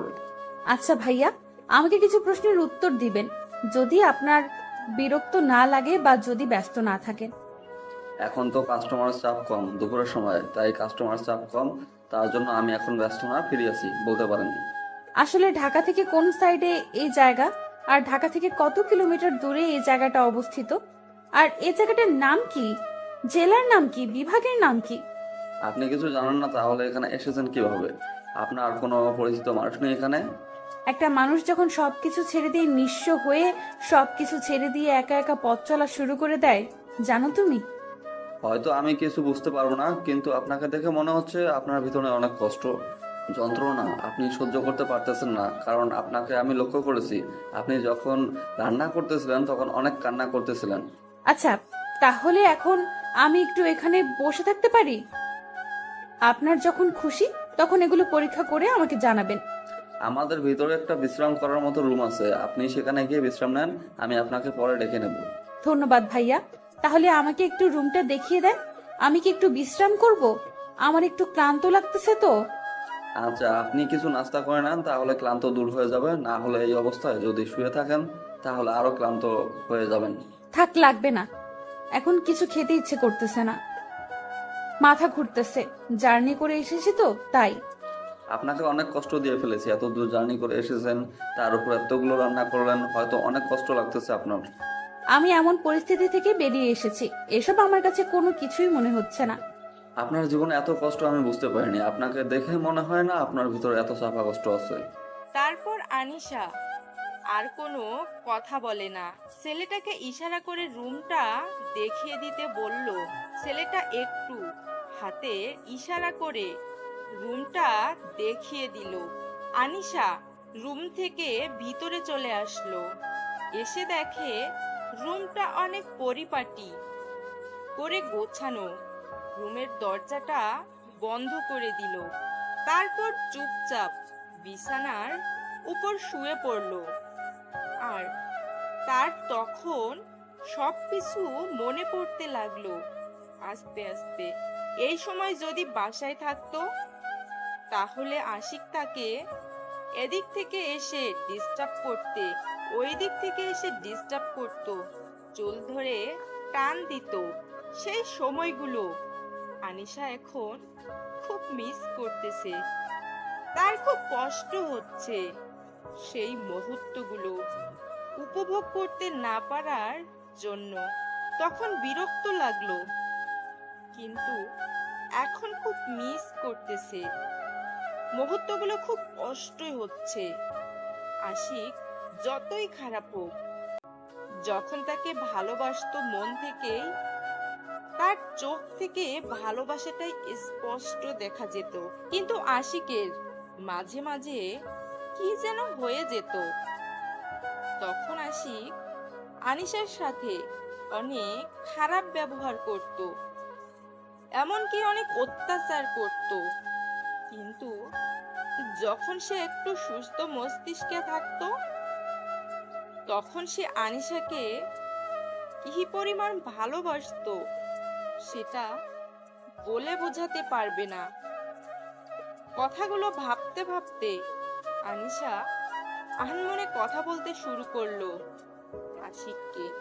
কেন তুমি আমার সাথে এরকম করলে? কিসের জন্য? আমি কি ভুল করেছিলাম? আমার জীবনটা নিয়ে ছিনিমিনি কেন করলে তুমি? তুমি আমাকে এত কষ্ট দিতে, এত যন্ত্রণা দিতে, তাও তো আমি তোমাকে ভালোবেসেছিলাম। তোমার সব সহ্য করে নিয়ে তোমাকে শুধু ভালোই বাসতাম আমি। আমি তো কখনো তোমার কাছ থেকে কোনো কিছু আবদার করি না, আমি শুধু তোমার কাছ থেকে ভালোবাসাটাই চাইতাম। কিন্তু তুমি মাঝে মাঝে কেন আমার সাথে এরকম করতে? যখন তো তুমি ভালো থাকতে তখন আমাকে ভালোবাসায় ভরিয়ে দিতে। তুমি এমন সময় আমাকে তোমার জীবন থেকে তাড়িয়ে দিলে যে সময়টা স্বামীকে সবচেয়ে বেশি কাছে থাকা প্রয়োজন। আমি তোমার সন্তানের মা হতে যাচ্ছি, কিন্তু এই সময়টা আমি তোমাকে কাছে পাবো না। আমি জানি না বেঁচে থাকতে পারবো কিনা, সর্বোচ্চ চেষ্টা করব বেঁচে থাকার। যদি মরে যাই তাহলে আমাকে মাফ করে দিও। জানি না তোমার সাথে আর কখনো দেখা হবে কিনা, আমি চাই না তোমার সাথে দেখা করতে। আমি চাই না তোমার কাছে গিয়ে আমার সন্তানের জীবনটা নরক যন্ত্রণায় ফেলে দিতে। আমি চাই আমার সন্তানকে নিয়ে আমি এখানেই সুখে থাকবো, যদি এখানে থাকতে পারতাম। আর থাকতে না পারলে হয়তো আরো কোথাও আমাকে কাজের সন্ধানে ঘুরতে হবে। আর যদি আমার ভাগ্যটা ভালো থাকে তাহলে তো আমি এখানে থাকতে পারবো, কারণ রান্নাটা আমার মনে হচ্ছে যে অনেক সুস্বাদু হবে, কারণ আমি আমার সর্বোচ্চ দিয়ে রান্না করেছি।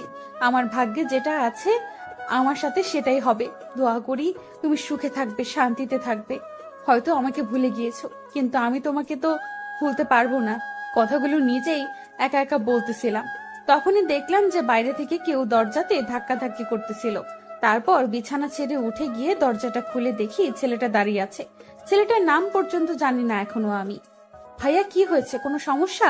রান্না কি পরীক্ষা করেছেন আমার?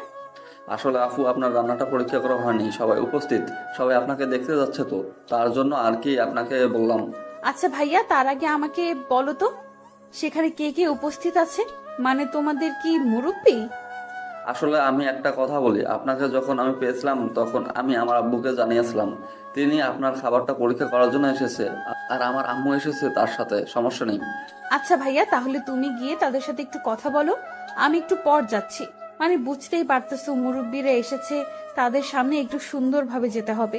আচ্ছা আপু, তাহলে কোনো সমস্যা নেই, আপনি সময় নিয়ে আসেন, আমি গিয়ে আব্বু আম্মুকে কথা বলতেছি ব্যবসার কথা। তুমি যে আমার জন্য এত কিছু করতেছো, তোমাকে যে কি বলে ধন্যবাদ দেব ভেবে পাচ্ছি না। আরে আপু, সমস্যা নেই, আপনি রেডি হয়ে বাইরে চলে আসেন। আচ্ছা, আমি বাইরে যাচ্ছি, তুমি গিয়ে অল্প কিছুক্ষণ অপেক্ষা করো, আমি চলে যাচ্ছি। হয়তো আমার দেওয়া কষ্টগুলো তাকে এখন ক্ষত বিক্ষত করে দিচ্ছে। হয়তো তার এখন আমার কথা মনে পড়তেছে, আর সে ভাবছে আমি অন্য মেয়েকে নিয়ে ফুর্তি করতেছি। সে আমাকে বলেছিল সে যে কোনো পরিস্থিতিতে আমার সাথে থাকবে, কিন্তু আমার যে অত্যাচারগুলো ছিল সেগুলো ছিল অন্য লেভেলের। আমি তাকে নিজের অজান্তেই ইচ্ছাকৃতভাবেই অত্যাচার করেছি। ভেবেছিলাম টাকা আছে, মেয়ের অভাব নেই, কিন্তু মেয়েরা যে এতভাবে ধোঁকা দিতে পারে আমি কখনো কল্পনা করতে পারিনি। আজকে যদি এই পরিস্থিতির শিকার না হতাম, আমি কখনো রিয়ালাইজ করতে পারতাম না। হয়তো তার ভালোবাসাটা এখন আমি অনুভব করতে পারবো তিলে তিলে, কারণ সে এখন চলে গিয়েছে। কারণ একটা মানুষ কখনো কোনো ভালোবাসা কাছে থাকলে সেই ভালোবাসার মূল্য দিতে পারে না। যখন সেই ভালোবাসার বস্তুটা বা ভালোবাসার মানুষটা দূরে চলে যায়, তখন বোঝা যায় সেই ভালোবাসার মূল্যটা কি, আর সেই ভালোবাসা ছাড়া থাকা যে কি কষ্টকর। জানি না এখন তুমি কোথায় আছো, কিন্তু যেখানেই থাকো ভালো থেকো, আর আমি তোমাকে খুব তাড়াতাড়ি খুঁজে বের করব। তুমি এই দেশের যে কোনো প্রান্তেই থাকো না কেন, আমি তোমাকে সেখান থেকে খুঁজে আনবো আমার আবার বুকে। তুমি যদি ভেবে থাকো আমি তোমার খোঁজ করব না, তাহলে সেটা ভুল ভাবতেছো। আমি তোমাকে খুঁজবো, কারণ আমি বুঝতে পেরেছি তুমি আমার কতটা জুড়ে আছো। ভালোবাসি প্রিয়, খুব ভালোবাসি।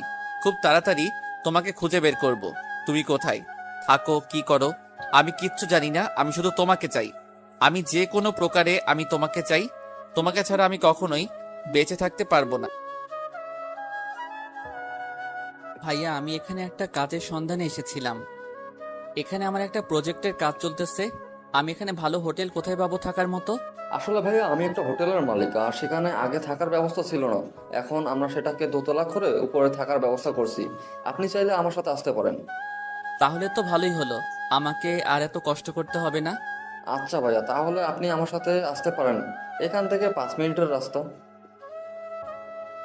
তোমার ছেলে আমাকে এত পরিমাণ জ্বালাতন করছে, আর সহ্য হচ্ছে না। কিছু একটা করো তুমি। এটা কি ধরনের অসভ্যতামি?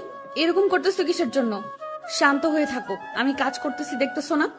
আমি বাইরে যাবো, আমি ঘুরতে যাবো, আমাকে ঘুরতে নিয়ে যাবো না, তুমি পচাও। তোমাকে বলছি না, কালকে বন্ধ থাকবে, তখন সবাই মিলে ঘুরতে যাব।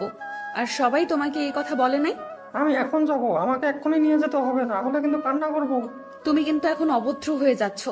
এটা আমি তোমাকে শিখাইনি, বোঝাই নাই। আমার মুখের উপর তর্ক করার সাহস তোমাকে আমি কখনো দেইনি। আবির তার আম্মুর কথা শুনে একদম চুপ হয়ে গেল। সে ভালো করেই জানে তার আম্মু তাকে যেটা বলে সেটা ভালোর জন্যেই বলে, আর তার আম্মু তাকে সব সময় অনেক আদর করে। সে যেটা আবদার করে সেটাই এনে দেয়। তাই আবির চুপ হয়ে গেল। ভদ্রতার সহিত চুপচাপ আবার দাদিমার কোলে চলে গেল। আনিশা নিশ্চিন্তেই আবার কাজে মনোযোগ দিল, কারণ তার এখন আর কোনো টেনশন হবে না। তার ছেলে যখন একবার কথা শুনেছে, সারাদিন সেই কথা পালন করবে। কিন্তু মাঝে মাঝে একটু ঝামেলা করে, ছোট বাচ্চা তো, তাই। আনিশা কাজে মন দিল। ঠিক তখনই অন্তর ডাক দিল। আপু, একটু বাইরে আসো তো, একটা লোকের সাথে যাও, তাকে তুমি উপরের রুম দেখিয়ে দাও, রুমটা ভালো মতো বুঝিয়ে দিয়ে আসো তো। ভাইয়া, আমি এখন যেতে পারবো না, কারণ রান্না বসিয়েছি আর তোমার ছোট আব্বু কান্না করতেছে। আমাকে একটু সুযোগ দাও। আচ্ছা আপু, তাহলে তুমি তোমার কাজ করো, আমি উপরে কাজ করে দিতেছি। আচ্ছা ভাইয়া, তাহলে আমি রান্নাটা শেষ করতেছি। আচ্ছা আপু, তোমাকে আর কিছু বলতে হবে না, আমি বুঝতে পেরেছি। এখন এত চাপ নেওয়ার কোনো দরকার নেই, তুমি আস্তে আস্তে রান্নার কাজটা শেষ করো। এখন লোকজন একটু কম হবে। আচ্ছা, আর যে মানুষটা এসেছে তিনি কি এখানে দুপুরে খাবে নাকি বাইরে থেকে খেয়ে এসেছে? আনিশার কথা শুনে আশিকের মনে কেমন জানি একটা চেনা কণ্ঠ উকি দিতে লাগলো। আশিকের মনের ভিতরে সেই মেয়েটার চিরচেনা কণ্ঠটা আবার ভেসে উঠল। এই মেয়েটার কথা শুনে আশিকের একটু সন্দেহ হতে লাগলো, কিন্তু কাউকে কিছু বলতে পারছে না। আসলে এখন কাকে কি বলবে, তাই সে চুপচাপ রইলো আর মনের ভিতর কথাটা রেখে দিল, প্রকাশ করলো না। আচ্ছা ভাইয়া, আপনার সাথে কথা বলবো। সেই মেয়েটা আপনার কি হয়? আমার আপু হয়, কোনো সমস্যা? তার সাথে কি দেখা করবেন? ডাকবো? না না, দেখতে হবে না। ডাকবেন কিসের জন্য? আমি এমনিতে জিজ্ঞেস করলাম যে কি হয়, এর থেকে বেশি কিছু না। আর তাছাড়া আমার একটু ক্লান্ত লাগতেছে তো। আর তাকে বলে রাখবেন যে আমি দুপুর এখানে খাবো, বাইরে কোনো কিছু খেয়ে আসিনি। একটু কষ্ট করে উপরের জন্য খাবারটা দিয়ে আসে। আমাদের দায়িত্ব এটা, আমাদের কাছে এটাই পালন করতে হবে। আপনার কোনো সমস্যা হলে আমাদের জানাবেন, আমরা তাৎক্ষণিকভাবে আপনার উপকার করার চেষ্টা করব। আচ্ছা ভাইয়া, তাহলে এখন আমি উপরে যাচ্ছি। আপনি শুধু আমাকে রুমটা দেখিয়ে দিয়ে আসেন, বাকি কাজগুলো আমি করে নিতে পারবো, সমস্যা হবে না আমার। তারপর আশিককে অন্তর তার রুম দেখিয়ে দিয়ে নিচে নেমে আসলো। এসে দেখে যে তার ছোট আব্বু, মানে আনিশা আর আশিকের যে ছেলেটা আছে তাকে অন্তর সব সময় ছোট আব্বু বলে ডাকে, তার কাছে চলে গেল এবং তাকে কোলে তুলে নিয়ে আনিশার কাছে চলে আসলো। অন্তর আনিশার সাথে কোনো কথা না বলে চুপচাপ সেখানে দাঁড়িয়ে আনিশার রান্নার প্রতিভা দেখতে লাগলো। কারণ আনিশার রান্নার যে এইরকম একটা গুণ আছে সে কখনো কল্পনাও করতে পারেনি। তারা প্রথমে ভেবেছিল শহরের মেয়ে ভালো মতো রান্না করতে পারে না, কিন্তু পরে যখন তার রান্নার পরীক্ষা করলো তারা, তার রান্নার প্রতিভা দেখে সবাই মুগ্ধ হয়ে গেল। আর আনিশা আসার পর থেকে তাদের ব্যবসা এতটা লাভবান হতে ছিল, তারা যেটা কল্পনার বাইরে ছিল তাদের। তারা কখনো কল্পনা করতে পারেনি যে এই মেয়েটা তাদের ভাগ্য খুলে দিবে। আর আনিশা যখন একদম ভরপুর প্রেগনেন্ট হয়ে পড়েছিল তখন তাকে কোনো কাজ করতে দেওয়া হয়নি, নিজের বোনের মতো দেখেছিল ছেলেটা আনিশাকে। এভাবে তাকিয়ে আছিস কিসের জন্য বুঝতেছি না তো। ব্যাপার কি, কোনো কিছু বলবি? কিছু না তো, আমি তো তোমার রান্না দেখতেছিলাম আর শেখার চেষ্টা করতেছিলাম একটু।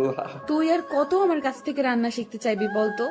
আমি এখানে আসার পর থেকে তুই আমার রান্না শিখতে চাচ্ছিস, কিন্তু তুই মনোযোগ দিয়ে কোনো কিছুই করিস না।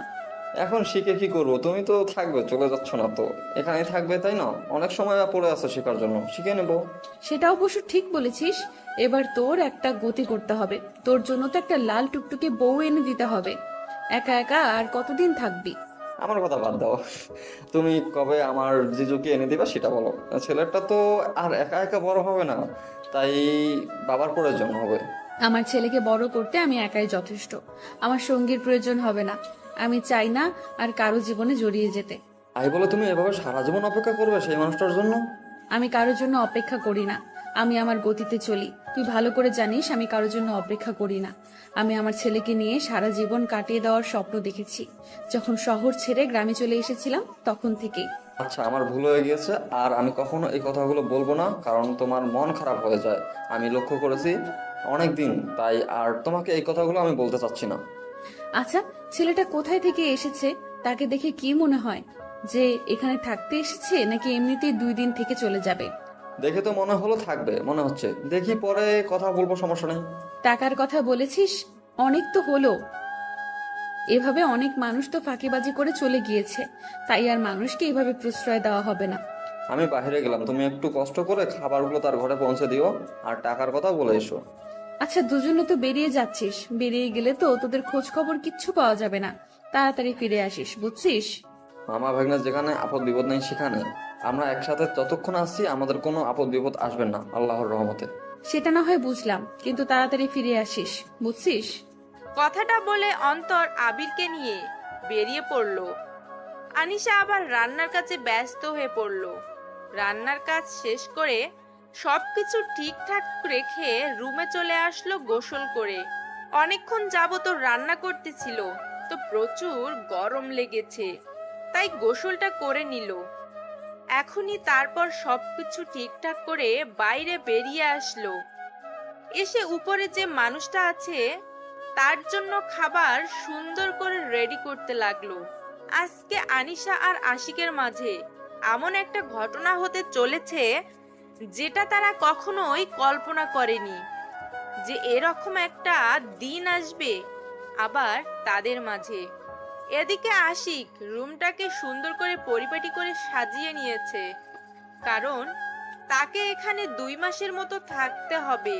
তার জন্য সে তার বসের কাছ থেকে কিছু টাকা বেশি নিয়ে এসেছে। যে ছেলেটা একদিন কর্মচারী চালাতো, সেই ছেলেটা এখন অন্যের অফিসে কাজ করে। ভাগ্য যে কখন কাকে কোন প্রান্তে এগিয়ে নিয়ে দাঁড় করিয়ে দেবে সেটা বোঝা বড়ই মুশকিল। তারপর আনিশা খাবারগুলো নিয়ে উপরে চলে আসলো, আর আশিক এদিকে রুমে বসে তার ল্যাপটপে অফিসের কাজ করতেছে। আশিক কাজ করতেছিল, তখনই আনিশা বাইরে থেকে এসে কলিং বেলটা বাজিয়ে দিল। আশিক তার ল্যাপটপ রেখে দরজা খোলার জন্য এগিয়ে আসতে লাগলো।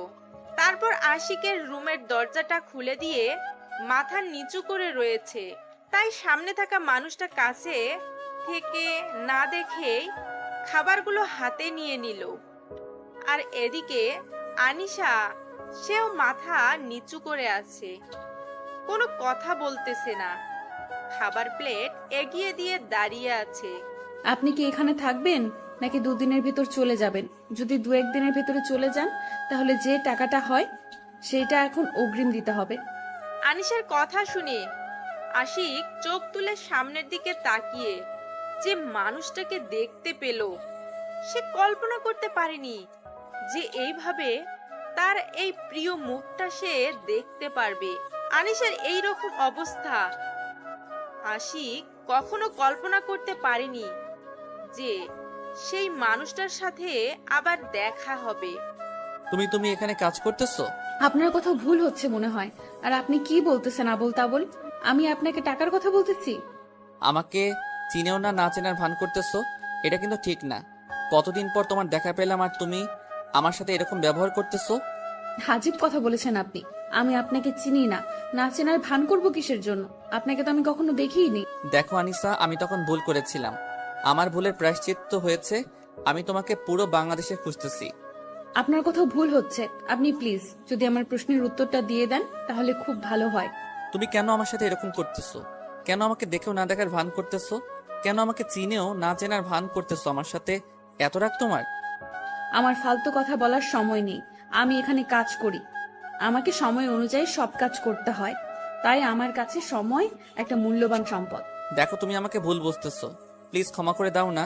আর তুমি আমাকে চিনেও না চেনার ভান করতেছো, বুকে আসো না প্লিজ। আনিশার অনেক ইচ্ছা করতেছে আশিককে জড়িয়ে ধরে তার বুকের যত যন্ত্রণা আছে, যত চাওয়া আছে সব মিটিয়ে নিতে, কিন্তু সে কখনোই এটা করবে না। আর আনিশার ভিতরটা পুড়ে যাচ্ছে, হাহাকার করতেছে। আজকে সামনে পেয়ে তাকে বুকে নিতে পারছে না, কোনো এক দ্বিধার কারণে। সে মনে মনে নিজেকে তৈরি করতেছে, সে মনে মনে অনেক কঠোর হতেছে। সে নিজেকে নিজে বলতেছে এভাবে ভেঙে পড়লে কখনোই সে পৃথিবীতে বেঁচে থাকতে পারবে না।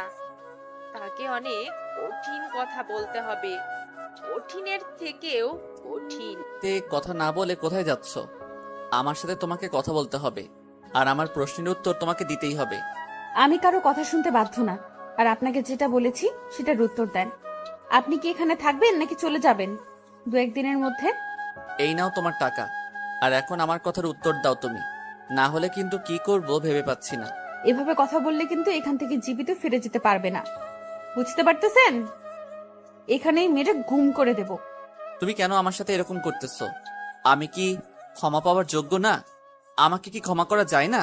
আপনি আজব কথাবার্তা বলতেছেন। কারণ হচ্ছে যে আমি আপনাকে যেহেতু চিনি না, তাহলে আপনার কিসের উত্তর দেব আমি বুঝি না। দেখো, মাথা গরম করাবে না কিন্তু। এতদিন তোমাকে খুঁজেছি, পাইনি, আর আজকে পেয়েছি। আর আজকে তুমি নাটক শুরু করে দিয়েছো। ক্ষমা করবে কিনা সেটা বলো। আপনি কিন্তু একটু বাড়াবাড়ি করতেছেন। এটা কিন্তু কখনোই ঠিক না। আপনি আমার সাথে এরকম বাড়াবাড়ি করতে পারেন না, যেহেতু আমি আপনাকে চিনি না। তুমি আমার সাথে এরকম ব্যবহার করতে পারো না। তুমি এখানে দাঁড়িয়ে আমার সাথে কথা বলবে। চলে যাচ্ছ কিসের জন্য শুনি? ভুল করেও আমার পেছনে পেছনে আসবেন না, তাহলে কিন্তু খবর খারাপ হবে বলে দিলাম। এখান থেকে বেঁচে ফিরতে পারবেন না। প্লিজ আমাকে মাফ করে দাও, না হলে আমি বাঁচতে পারবো না। প্লিজ আমাকে মাফ করে দাও। আমি বুঝতে পেরেছি তোমাকে ছাড়া থাকা আমার কতটা কষ্টকর। কেন আপনি আমার সাথে এরকম ব্যবহার করতেছেন? বলতেছি তো আমি আপনাকে চিনি না, তারপরও কেন আপনি আমার সাথে এরকম জোর জবরদস্তি করতেছেন বুঝি না। আমি বুঝতে পেরেছি তোমাকে ছাড়া আমার চলবে না। কখনো তুমি জানো এই 4টা বছর আমি বুঝতে পেরেছি তোমাকে ছাড়া আমার চলবে না কখনো। তুমি জানো এই 4টা বছর আমার কিভাবে কেটেছে? আমার ভিতরে কতটা জ্বালা যন্ত্রণা গিয়েছে। প্রতিটা দিন, প্রতিটা রাত আমি তোমাকে পুরো বাংলাদেশ তন্ন তন্ন করে খুঁজেছি। আমার যত পরিচিত মানুষ ছিল সবাইকে তোমার ছবি সেন্ড করেছি, শুধু তোমাকে খুঁজে পাওয়ার জন্য। কিন্তু তোমার খোঁজ পাইনি আমি। এত তাড়াতাড়ি আমাকে পাওয়ার জন্য এত আকুলতা কিসের জন্য? আমি তো গ্রামের খ্যাত মার্কা একটা মেয়ে, আর আপনার মায়ের কাছে একজন কাজের মেয়ে। আপনার কাছে শুধু একজন ভোগ্যপণ্য। আর আপনার তো কোটিপতি মেয়ে আছে, তাহলে আমাকে লাগবে কিসের জন্য? তুমি বিশ্বাস করো, সেদিনের পর আমি রিয়ালাইজ করতে পেরেছি যে তুমি ছাড়া আমি কতটা একা। তোমাকে ছাড়া আমি কখনোই চলতে পারবো না এতটা পথ। এতদিন যেহেতু চলতে পেরেছেন, তাহলে এখনো চলতে পারবেন, কোনো সমস্যা হবে না। আমাকে আমার মতো থাকতে দেন, আর আপনি আপনার মতো এখানে কাউকে বলবেন না যে আপনি আমার সেই অতীত। তুমি এরকম করতেছো কিসের জন্য? চলো না ফিরে যাই আমরা আমাদের আগের বাসায়, আগের ঠিকানায়। তুমি কেন আমাকে এভাবে অবহেলা করতেছো? আমি বুঝতে পারতেছি না। তোমাকে তখন আমি ধোকা দিয়েছি, তোমাকে কষ্ট দিয়েছি, তোমাকে অত্যাচার করেছি, তোমাকে নানা ধরনের কটু কথা বলেছি। সেটা কখনো সম্ভব না। আমি কখনো আপনার জীবনে আর ফিরে যেতে পারবো না। আমার পক্ষে সম্ভব না। আমাকে মাফ করবেন। তুমি কেন বুঝতে পারতেছো না? আমি সত্যি তোমাকে ভালোবাসি। তোমাকে ছাড়া আমি আর চলতে পারবো না। এতদিন যে আমি কি কষ্টটা পেয়েছি, আজকে তোমাকে দেখার পর জানো আমার বুকে কি একটা শান্তি বিরাজ করতেছে। আমি বলতেছি আপনি আমার পেছনে আর কখনোই আসবেন না। এখন থেকে আমাদের আর কখনো কথা হবে না, এখানেই শেষ। কি বলতেছো এসব কথা? আমি বুঝতেছি না। আমি তোমাকে ছাড়া থাকতে পারবো না। প্লিজ তুমি আমাকে মাফ করে দাও। প্লিজ প্লিজ প্লিজ, আমি তোমার হাতে ধরে বলতেছি, তাও তুমি আমাকে মাফ করো। এখানে কিন্তু সিন ক্রিয়েট করতেছেন আপনি। যে কেউ দেখে ফেললে আমার মান সম্মান চলে যাবে। এখানে সম্মানী ব্যক্তি একজন আমি। সবাই তো আমাদের পরিচয়টা জানে না, তার জন্য হয়তো এরকম ভাববে, কিন্তু আমাদের তো যায় আসে না, তাই না? আমরা স্বামী স্ত্রী। কিসের স্বামী স্ত্রী? আমরা কোনো সময় স্বামী স্ত্রী না। আপনি আমার সাথে কোনো কথা বলবেন না। এখান থেকে চলে যান বলছি। আর যদি থাকতে চান তাহলে আপনি আপনার মতো থাকেন, আর আমার মতো আমাকে থাকতে দেন। আমাকে এখন ডিস্টার্ব করবেন না। আপু, তুমি এখানে কি করতেছো? আর এই মানুষটাকে কি চেনো? নাকি তোমাদের কথা কিছু শুনলাম তাতে মনে হচ্ছে তোমরা একে অপরকে চেনো? সেরকম কিছু না, আমরা এমনিতেই কথা বলতেছিলাম টাকার বিষয় নিয়ে। আর সেখান থেকে এমনিতেই একটু কথা বলতেছিলাম, তার থেকে অন্য কিছু না। আর তুই ওকে এখানে নিয়ে এসেছিস কিসের জন্য? কান্না করতেছিল, তোমার কাছে নাকি যাবে, তার জন্য নিয়ে আসলাম। আর তুমি এখানে কি করো? নিজের কাছে আসো একটু অপরিচিত মানুষের সাথে। তোমার কিসের কথা? আমিও তাই বলতেছিলাম ওনাকে, যে আমার সাথে এত কথা না বলে তোমার সাথে কথা বলতে বলেছিলাম। কিন্তু দেখো আমাকে উল্টা প্রশ্ন করতেছে। এই মানুষটাকে বুঝিয়ে বল তিনি যেন যা কথা আছে তোর সাথে বলে, আমার সাথে যেন কোনো কথা না বলে। তুমি তাহলে আবিরকে নিয়ে নিচে যাও, আমি ওনাকে বুঝিয়ে বলতেছি। যদি না বোঝে তাহলে ওনাকে এখান থেকে তাড়িয়ে দেবো। এর থেকে তো আর কোনো সমাধান থাকবে না, তাই না? উনি টাকা দিয়ে ফেলেছে, তাই তাকে তাড়িয়ে দেওয়া যাবে না। আর কথা হচ্ছে তিনি থাকতে চায় থাকবে, আমাদের তো সমস্যা নেই। কিন্তু যা কথাবার্তা আছে শুধু তোর সাথে বলবে। আমি আর উপরে আসবো না। আচ্ছা, তাহলে তুমি আবিরকে নিয়ে যাও, আমি তাকে বুঝিয়ে বলতেছি, তোমার কোনো সমস্যা হবে না।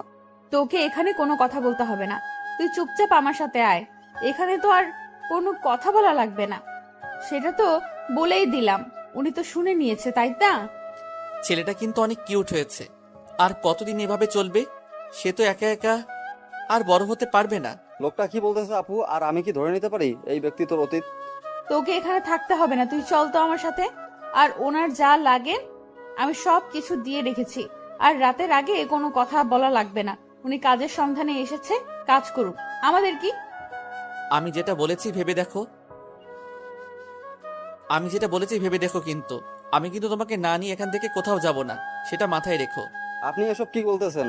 আমার আপুকে আপনি কোথায় নিয়ে যাবেন? আপনাকে এখানে থাকা লাগবে না, এই নেন আপনার টাকা, আপনি চলে যান এখান থেকে। আপনাকে আমি এখানে রাখতেছি না। বড়দের সম্মান দিয়ে কথা বলো অন্তর, না হলে কিন্তু থাপ্পড় খাবি। বড়দের সম্মান দিয়ে কথা বলো অন্তর, না হলে কিন্তু থাপ্পড় খাবি। এখান থেকে চল আমার সাথে। আর এখানে এক মুহূর্তও থাকতে চাচ্ছি না। উনি থাকবে, টাকা দিয়েছে, ওনার খাবার সময় মতো পৌঁছে দিবে, ঝামেলা শেষ। আচ্ছা আপু, তুমি যেহেতু বলতেছো সেটাই হবে, আমি আর এখানে কোনো কথা বলবো না। এখন আমি চুপচাপ হয়ে গেলাম, তোমার যা খুশি তাই করো, কিন্তু আমি চাই তুমি সুখে থাকো। তোমার মাঝে যেন আর কোনো কালো মেঘের ছায়া এসে ভিড় না করে।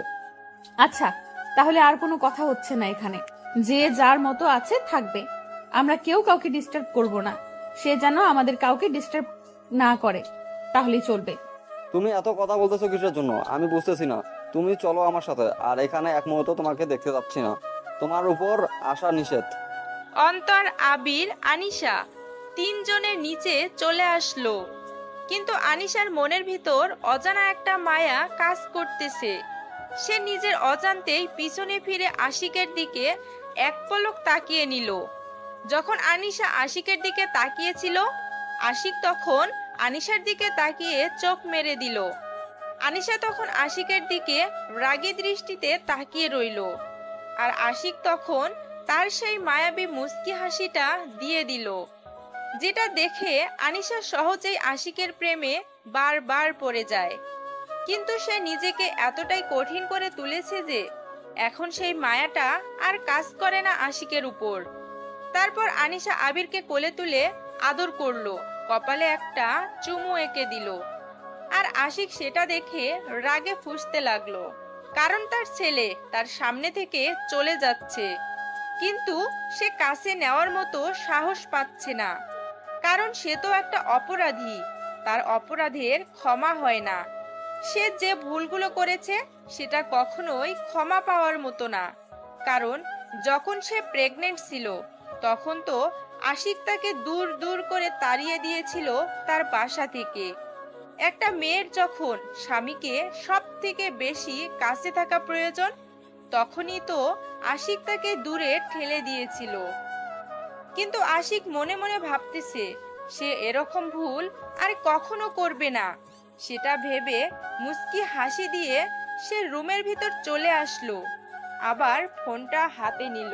হ্যালো আব্বু, আমি তোমার বৌমাকে খুঁজে পেয়েছি। আজকের দীর্ঘ 4 বছর পর তুমি আয়োজন করা শুরু করে দাও। আমি খুব শীঘ্রই তোমার বৌমাকে নিয়ে যাচ্ছি। কি বলতেছিস, সত্যি নাকি? আমার বৌমাকে তুই খুঁজে পেয়েছিস?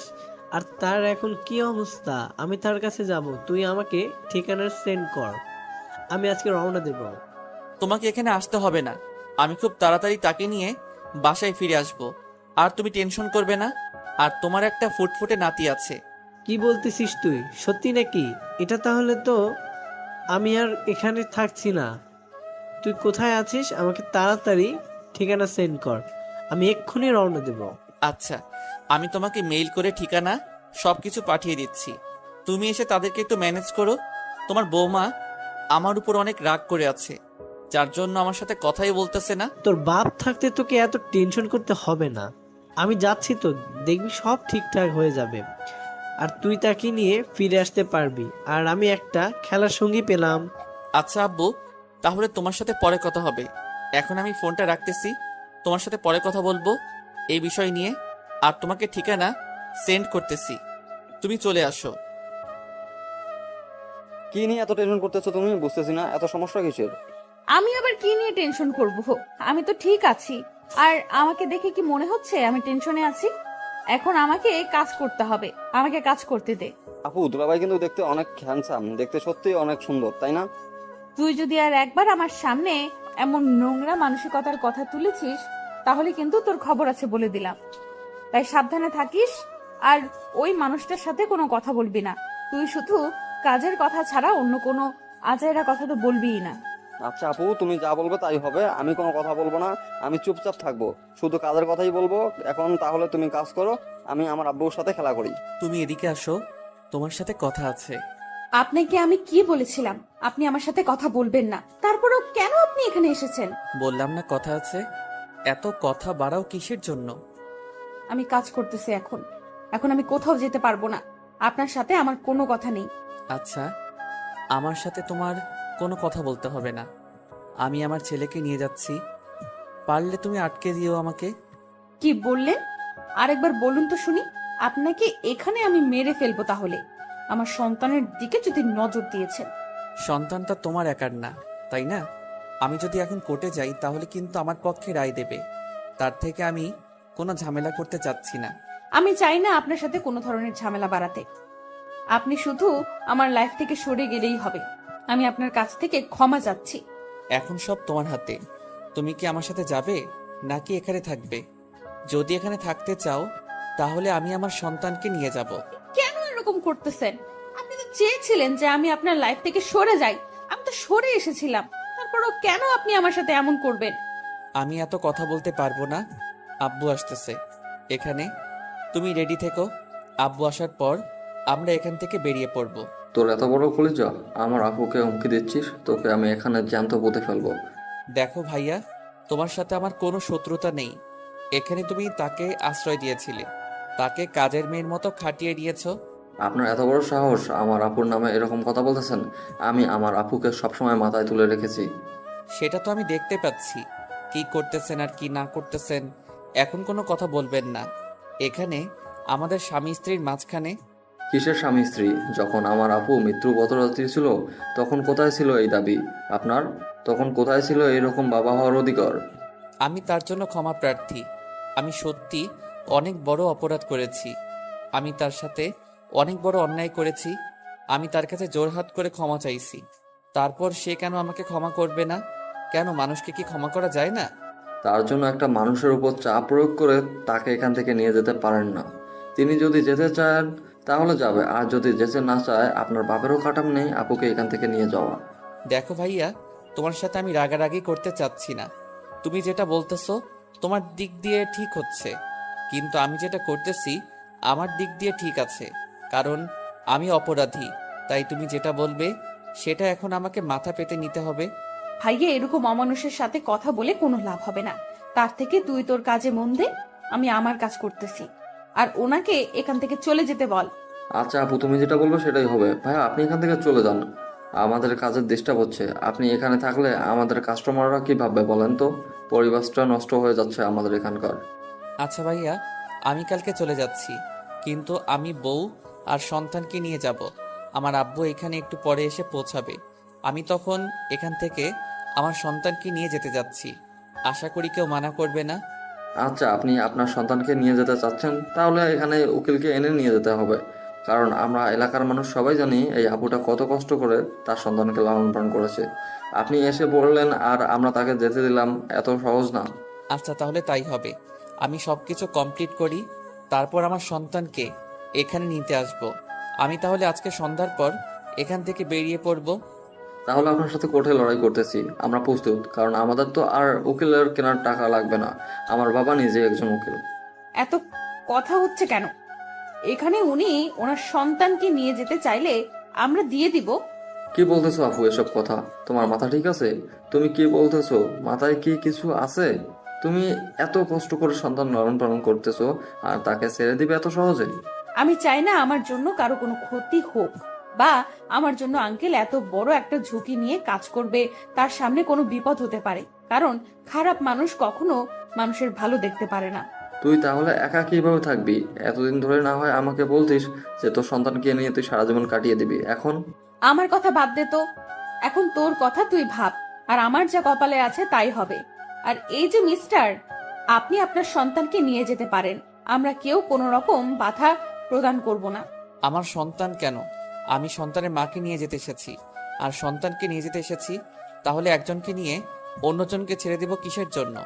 দেখেন, আমি এত কথা বলতে পারবো না আপনার সাথে। আমি এত কথা বলতে পারবো না আপনার সাথে। আপনি এখান থেকে চলে যান, সেটাই ভালো হবে। আর আপনি আপনার সন্তানের দাবি করেছেন, আপনার সন্তানকে আমি দিয়েছি, নিয়ে চলে যান এখান থেকে। আমার উপর আপনার কোনো দাবি থাকবে না। কথাটা মাথায় রেখো। এখনো তুমি আমার বউ আছো, তাই তোমার উপর অধিকার আমার আছে। আমি আপনার কোনো কথা শুনতে রাজি না। আমি নিজে করে নিজে খাই। আপনার কথা শুনবো কিসের জন্য? আর যখন প্রয়োজন ছিল তখন তো আমাকে ব্যবহার করেছেন, আর এখন প্রয়োজন আছে আবার নিয়ে যাচ্ছেন। আমার ব্যবহার করে ছেড়ে দেবেন না, এটাই আপনার লক্ষ্য, তাই না?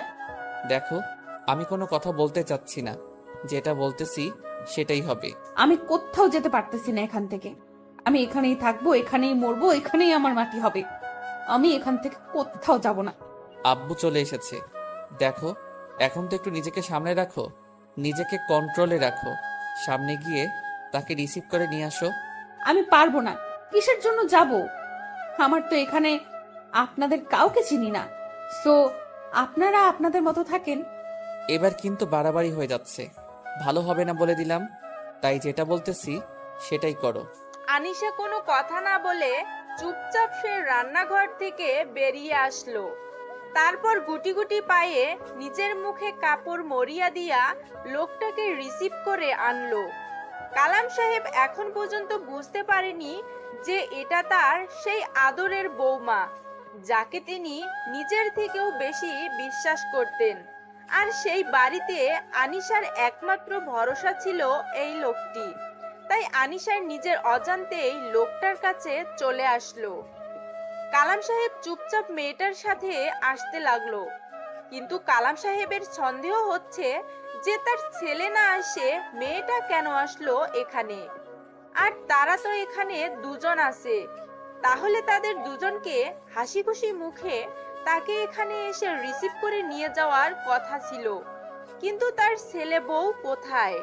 আচ্ছা মা, আমার ছেলে কি তোমাকে এখানে পাঠিয়েছে নাকি অন্য কেউ পাঠিয়েছে তোমাকে এখানে আমাকে রিসিভ করে নিয়ে যাওয়ার জন্য?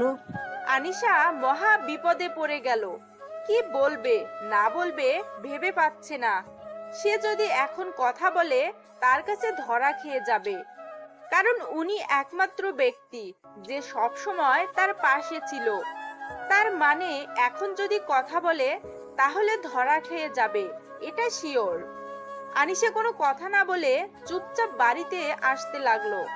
সেটা দেখে কালাম সাহেব বিরক্ত নিয়ে মেয়েটার সামনে এসে দাঁড়িয়ে পড়ল। কালাম সাহেবের সন্দেহ হতে লাগলো এটাই তার বৌমা। তার কি হাল হয়েছে এখন চেনা যাচ্ছে না, চেহারাটা আগের মতো নেই, নষ্ট হয়ে গিয়েছে।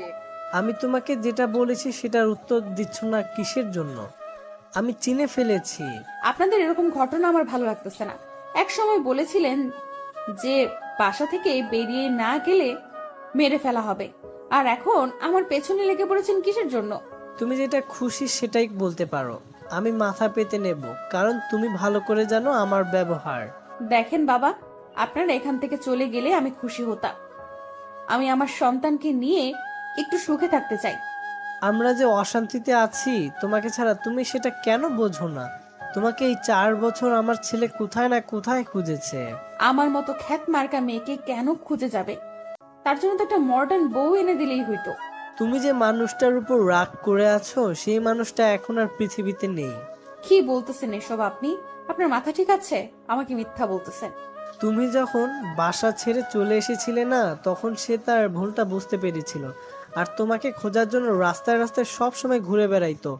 আর হঠাৎ করে একদিন আমরা ফোন করে জানতে পারি যে সে... আব্বু, আপনি কান্না করলে কিন্তু আমি ভালো মতো থাকতে পারি না। আমার ভেতরে কিন্তু ভেঙে যায় একদম। আপনি ভালো করে জানেন, প্লিজ কান্না করবেন না। জানো, তুমি যখন তুমি ছেড়ে চলে এসেছিলে না, তখন থেকে আমরা পথের ফকির হয়ে গিয়েছি। আমার ছেলেটা মেয়ের নেশায় পড়ে সব সম্পত্তি নষ্ট করে দিয়েছে। কি বলতেছেন এসব কথা আপনি আমাকে? আপনাদের এরকম হাল হয়ে গিয়েছে কেন? যখন থেকে আমার ছেলেটা বুঝতে পেরেছে যে তুমি ছাড়া আমাদের সংসারটা একদম অচল, তখন থেকেই তোমাকে খুঁজতে বেরিয়েছিল, কিন্তু তোমাকে কোথাও খুঁজে পাওয়া যায়নি। তুমি জানো আমি সবাইকে বলতাম যে আমি খুঁজতে যাই না, কিন্তু প্রতিটা রাতে আমি তোমাকে খুঁজতে বের হইতাম। আমার জন্য আপনাদের মাঝে যদি এতই সমস্যা, তাহলে কেন আমাকে এইভাবে দূর দূর করে তাড়িয়ে দিলেন? আমাকে কেন এত কষ্ট করাইলেন? আমি তো সুখে থাকতে পারতাম না? আমার তো কষ্ট কম হয়নি। মারে, সব সময় সবাই একই থাকে না। মানুষ নিজের ভুলটা বুঝতে পারে। মানুষকে একবার অন্তত সুযোগ দেওয়া উচিত। কিন্তু বাবা, আমি যে ফিরে যেতে পারবো না। আমি কোন মুখে আপনাদের সাথে ফিরে যাব বলেন তো? আমি যেতে পারবো না, আমাকে ক্ষমা করবেন। আমি এখানে এসেছি আর তুমি যাবে না, এটা কি বলতেছো আমাকে? আমার মান সম্মান বলতে তুমি কিছু রাখবে না? যেটুকু আছে সেটুকু কি থাকবে না? আচ্ছা, এখানে এত কথা না বলি। রাস্তার মানুষ সবাই আমাদের দিকে তাকিয়ে আছে। চলেন গিয়ে বিশ্রাম করবেন, পরে ভেবে দেখা যাবে। আমার দাদুভাই কোথায়? আমি তাকে দেখতেছি না তো, সে কোথায় থাকে? দেখার জন্য তো আমার প্রাণটা বেরিয়ে যাচ্ছে। ভেতরে আসেন, হয়তো ভেতরে বসে বসে খেলা করতেছে, গিয়ে তার সাথে কথা বলবেন। এখন আসেন এখানে, আর চোখের পানি ফেলে কোনো কাজ হবে না। ভেতরে চলেন। তারপর দুজনে বাসার ভিতরে প্রবেশ করলো। দূর থেকে আশিক তাকিয়ে দেখতেছে তাদের দুজনকে, তাদের দুজনের মুখের হাসি, আর সেটা দেখে আশিকের মনের ভিতর প্রশান্তি কাজ করতে লাগলো। তাহলে তার বাবা এখানে আসা সফল হয়েছে। আশিক এখনো নিজেকে দোষারোপ করতেছে যে আজকে এই রকম হতো না। সে যদি তখন একটু বুঝতে পারতো, তাহলে তাকে আর ভালোবাসার মানুষের কাছ থেকে এত দূরে থাকতে হতো না এতদিন। হয়তো আজকের দিনটা তাদের মাঝে অন্যরকম একটা আনন্দদায়ক হতো, কিন্তু আজকে কষ্টের ভিতরে আনন্দ হচ্ছে, সেটা অন্যরকম। তার ভুলের জন্য সে ভালোবাসার মুহূর্তগুলো হারিয়ে ফেলেছে। সে আর এক মুহূর্ত হারাতে চায় না। ছাড়ো তো আমাকে, আমার কাজ করতে দাও। এতদিন পর তোমাকে কাছে পেলাম, আর তোমাকে এত সহজে ছেড়ে দেব কিসের জন্য শুনি? বিরক্ত লাগতেছে, ছেড়ে দাও। এখন উঠবো, এখানে থাকতে মন চাচ্ছে না। এত কথা বলো কিসের জন্য শুনি? আগে তো এরকম করে কথা বলতে না, এখন এত বেশি বকবক করো কেন? বেশি রকম ভালো হবে না বলে দিলাম। এখন যেটা বলতেছি সেটাই করো, না হলে কিন্তু ভালো হবে না। আমাকে ছেড়ে দাও। শুয়ে আছো, শুয়ে থাকো। এত কথা বলো কিসের জন্য?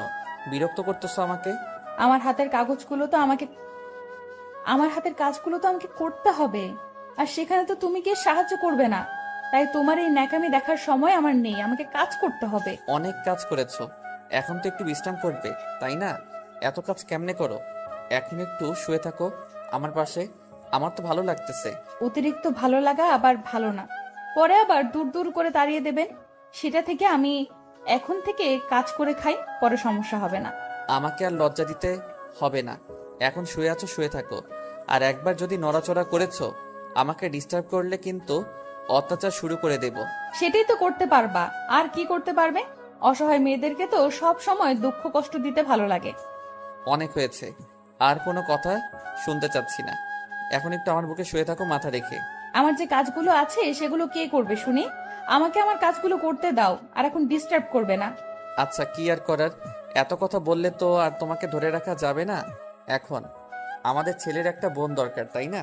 এটা পরে দেখা যাবে, এখন আপাতত লাগবে না তার বোন। আচ্ছা, আমার ছেলেটা কোথায় থাকে? তাকে তো সকাল থেকে তো দেখতে পাচ্ছি না, কই সে? এখন আমাকে কি ছেড়ে দিবেন? না এভাবে পেটের উপর হাত রেখেছেন কিসের জন্য? ছেড়ে দেন আমাকে। এতক্ষণ তো তুমি তুমি করে বলতেছিলে, এখন আবার আপনি হয়ে গেলাম, ব্যাপার কি?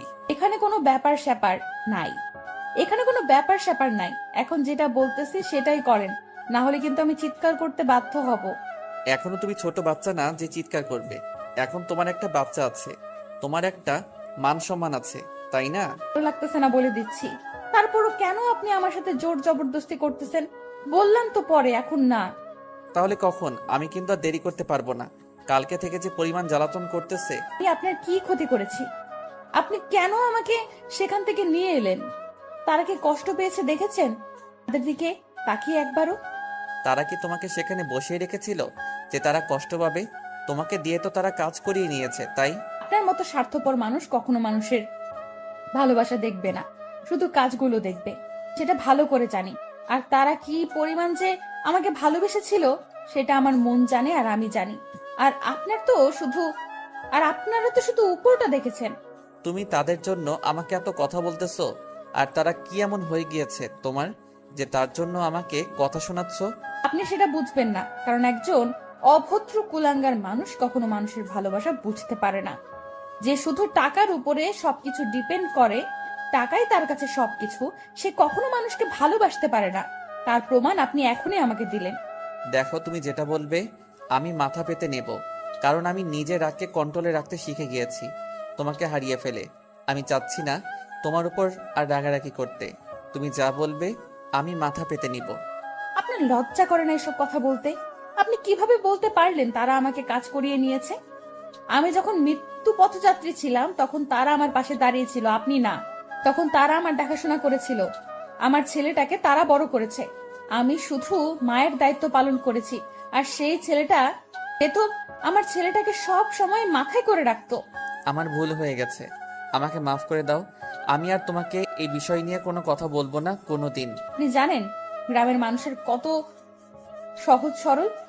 তারা আমাকে রাস্তা থেকে নিয়ে গিয়ে থাকার জায়গা দিয়েছে, খাওয়ার জায়গা দিয়েছে, সাহায্য করেছে। গ্রামের মানুষেরা যে একটা অপরিচিত মানুষকে এত তাড়াতাড়ি আপন করে নিতে পারে, আমাদের মতো শহরের মানুষেরা সেটা কখনোই করতে পারবে না। সেটা আমি ভালো করে জানি, কারণ গ্রামের মানুষরা অনেক ভালো হয়। কারণ আমি এই 4 বছর গ্রামে কাটিয়েছি, গ্রামের পরিবেশটাকে বোঝার মতো ক্ষমতাও হয়েছে এখন আমার। আচ্ছা, আমি এখন কাজগুলো শেষ করতেছি, পরে আপনার সাথে গল্প করব। সত্যি কথা বলতে এখন আপনাকে আমার কাছে বিরক্ত লাগে। আচ্ছা, তাহলে তুমি গিয়ে তোমার কাজগুলো শেষ করো, এখন আমি তোমাকে কোনো প্রকার ডিস্টার্ব করব না। আমার ছেলেটাকে গিয়ে কোলে তুলে নেন, আর তাকে আপনার নিজের পরিচয়টা দেন, কারণ বাবার ভালোবাসা তার একটু দরকার। তার থেকে যতই দূরে থাকবেন, তো আমিও আপনার থেকে ততই দূরে চলে যাব, এটাই বাস্তবতা। কথাগুলো বলে আশিকের হাত সরিয়ে দিয়ে আনিশা বিছানা থেকে উঠে পড়ল। তারপর বাথরুমে গিয়ে হালকা ফ্রেশ হয়ে বেরিয়ে আসলো। আশিক এখনো সেখানে শুয়ে আছে, আর আনিশা সেদিকে কোনো লক্ষ্য না করে তার নিজের মতো করে কাজ করা শুরু করে দিল বাসার। আশিক শুয়ে শুয়ে ভাবতে লাগলো, আনিশা যে কথাগুলো বলেছে সেটা অক্ষরে অক্ষরে সত্যি বলেছে। কারণ আশিকের মনের ভিতর টাকার মোহ এতটাই কাজ করেছিল যে সে প্রকৃত ভালোবাসাগুলো অনেক আগেই ভুলে গিয়েছে। সে শুধু টাকার নিচে পড়ে গিয়েছে। আশিক মনে মনে স্থির করলো, সে এখন আর টাকার পিছনে ছুটবে না। সে এখন অসহায় মানুষের পাশে দাঁড়াবে, তাদের ভালোবাসায় সে বেঁচে থাকবে এই সমাজের বুকে, আর তার ছেলের কাছে একজন আদর্শ বাবা হবে, আর তার স্ত্রীর কাছে আদর্শ একজন স্বামী হয়ে উঠবে। কথাগুলো মনে মনে ভাবতে ভাবতে আশিক তার বাপের কাছ থেকে তার সন্তানকে কোলে তুলে নিল। আবির আশিকের দিকে একদৃষ্টিতে তাকিয়ে আছে, কোনো কিছু না বলে চুপচাপ আশিকের কোলে আছে। আর আশিকের দিকে একদৃষ্টিতে তাকিয়ে আবির এখনো জানে না যে আশিক তার বাবা। আব্বু, তোমার কি লাগবে বলো, আমি তোমাকে সবকিছু এনে দেব। আঙ্কেল, আমাকে আব্বু বলে ডাকবেন না, আমাকে শুধু একজন আব্বু বলে ডাকে, আমার মামাই। আমি তার কাছ থেকে অনুমতি নিয়েছি, আমি এখন থেকে তোমাকে আব্বু বলে ডাকবো। আচ্ছা আঙ্কেল, আমার মামাই কোথায় গিয়েছে? তাকে দেখি না কেন? আমি তোমার আব্বু আর তোমার মামাই সেখানে কাজ করতেছে, কিছুদিনের মধ্যে চলে আসবে। সত্যি আঙ্কেল, আপনি আমার আব্বু? আমার আম্মু বলতো আমার আব্বু নাকি অনেক দূরে থাকে। এই তো আমি এখন কাছে চলে এসেছি। আর তোমার আম্মু আর কি কি বলতো তোমাকে? অনেক কিছু বলতো, সবসময় বলতো তোমার আব্বু অনেক ভালো মানুষ, সমাজের অনেক ভালো কাজ করে। আবিরের মুখ থেকে এরকম কথা শুনে আশিক অবাক হয়ে গেল। তাহলে আনিশা তাকে ভালোবাসে কিন্তু প্রকাশ করে না। তার মনটা অনেক কঠিন হয়ে গেছে। তার ভালোবাসা পেতে সেই কঠিন মনটাকে ভেঙে আবার নরম করবে, কোমল করে তুলবে আশিক তার ভালোবাসা দিয়ে। আবিরকে সে কোলে করে নিয়ে আনিশার কাছে চলে আসলো। এসে দেখে আনিশা তাদের রুম সুন্দর করে পরিপাটি করে গুছিয়ে রেখেছে, ঠিক আগের মতো। আম্মু, এই লোকটা নাকি আমার আব্বু হয়? এটা কি সত্যি? আব্বু তাহলে কাছে চলে এসেছে? সত্যি সত্যি এটাই তোমার আব্বু, আর তার সাথে ভালোভাবে কথা বলবে, সম্মান দিয়ে কথা বলবে, কোনো রকম অভদ্রতামি করবে না। আচ্ছা আম্মু, তুমি যেটা বলবে সেটাই। এখন আমি দাদুর কাছে যাই, আমাকে অনেক সুন্দর সুন্দর গল্প শোনাইতেছিল। আচ্ছা বাবা, তাহলে তুমি যাও, গিয়ে গল্প করো, আমার হাতের কাজ আছে। সেগুলো শেষ করে তোমাকে গোসল করাবো। আচ্ছা আম্মু, আমি তাহলে গেলাম খেলতে। তুমি আমাকে এখন ডাকবে না। অতিরিক্ত কোনো কিছু ভালো না, কিছু নাই। নিজের শরীরের প্রতি খেয়াল রাখতে হবে, তাই তোমার ঘুমানোর প্রয়োজন। বেশিক্ষণ থাকবে না, চলে আসবে তাড়াতাড়ি, বা ওখানে ঘুমিয়ে পড়বে। তারপর আবির রুম থেকে বেরিয়ে গেল। আশিক এসে রুমের দরজাটা ভিতর থেকে বন্ধ করে দিল। সেটা দেখে আনিশা অবাক হচ্ছে, কারণ আশিকের চোখে মুখে দুষ্টুমি ভরপুর করতেছে। সেটা আনিশা স্পষ্ট বুঝতে পারতেছে, কিন্তু আশিককে কোনো কিছু বলতে পারতেছে না সে। তারপর আশিক ধীরে ধীরে আনিশার দিকে এগিয়ে আসতে লাগলো, আর আনিশা আশিকের থেকে পিছনে যেতে লাগলো। আশিক যতই এগিয়ে আসতেছে, আনিশা ততই পিছিয়ে যাচ্ছে আশিকের থেকে। তারপর ধীরে ধীরে আনিশার কাছে চলে আসলো। আনিশা আর পিছনে যেতে পারে না, কারণ আনিশার পিঠ দেয়ালে লেগে গিয়েছে। তাই আনিশা আর পিছনে যেতে পারছে না। কি হলো, আপনি এভাবে আমার কাছে চলে আসলেন কিসের জন্য? কোনো কথা বলবে না, চুপচাপ আমি যেটা করব সেটাতে তুমি রেসপন্স করবে। দেখেন, ভালো হবে না বলে দিচ্ছি। আমার কাছ থেকে সরে যান, না হলে কিন্তু আমি আপনাকে। কিচ্ছু করতে পারবে না এখন। আমি তোমাকে ভালোবাসবো আর তুমি আমাকে ভালোবাসবে, এর থেকে বেশি কিছু হবে না বা কম কিছু হবে না। আপনি কিন্তু আমাকে জোর জবরদস্তি করতেছেন, এটা ঠিক না। আমি কিন্তু আবার চলে যাব, হারিয়ে যাব। আমি তো তোমার স্বামী, আমি কি তোমাকে ভালোবাসতে পারি না? আমি কি তোমাকে কাছে দিতে পারি না? তোমার কি সমস্যা? আমি কি সেটা একবারের জন্য মুখ দিয়ে বলেছি যে আপনি আমার কাছে আসলে বা আপনি আমাকে ভালোবাসলে বা আপনি আমাকে আদর করলে আমার সমস্যা হবে? আশিক আনিশার কথা শুনে নিজের ঠোঁট দুটো নিমজ্জিত করে দিল আনিশার ঠোঁটে। কতদিন পরে সে এই তৃপ্তিটা অনুভব করতেছে। আশিক যখন আনিশার ঠোঁট নিজের ঠোঁটে নিয়েছে, আনিশার মনের হচ্ছে সে অন্যরকম একটা ফিলিংস কাজ করতেছে। আনিশার শরীরে বিন্দুমাত্র শক্তি নেই। আনিশা আশিকের শরীরের উপরে নিজের শরীরটা এলিয়ে দিল, আর আশিক আনিশাকে কোলে তুলে নিয়ে বিছানার উপর শুইয়ে দিল, আর আশিক তার উপর শুয়ে পড়ল। ধীরে ধীরে দুজনেই ভালোবাসার সাগরে পাড়ি জমাতে লাগলো। একে অন্যকে জড়িয়ে ধরে ভালোবাসার তৃপ্তি মিটিয়ে নিচ্ছে। এখনো আপনারা এখানে কি করতেছেন? আপনারা যান, আপনার ভালোবাসার মানুষটাকে খুঁজে নেন, আর তাকে বিয়ে করে তারপর তার সাথে ভালোবাসার মুহূর্তগুলো উদযাপন করেন। তার সাথে সুখ দুঃখের গল্পগুলো ভাগাভাগি করে নেন, তার সাথে সারা জীবন কাটিয়ে দেন। ভালো থাকবেন, সুস্থ থাকবেন সবাই, আর ঠিক সময়ে নামাজ আদায় করবেন, আর যত পারবেন তত নফল ইবাদতগুলো করবেন আল্লাহর কাছে। সব সময় নিজেকে বিলীন করে দিয়ে রাখবেন। আল্লাহ হাফেজ।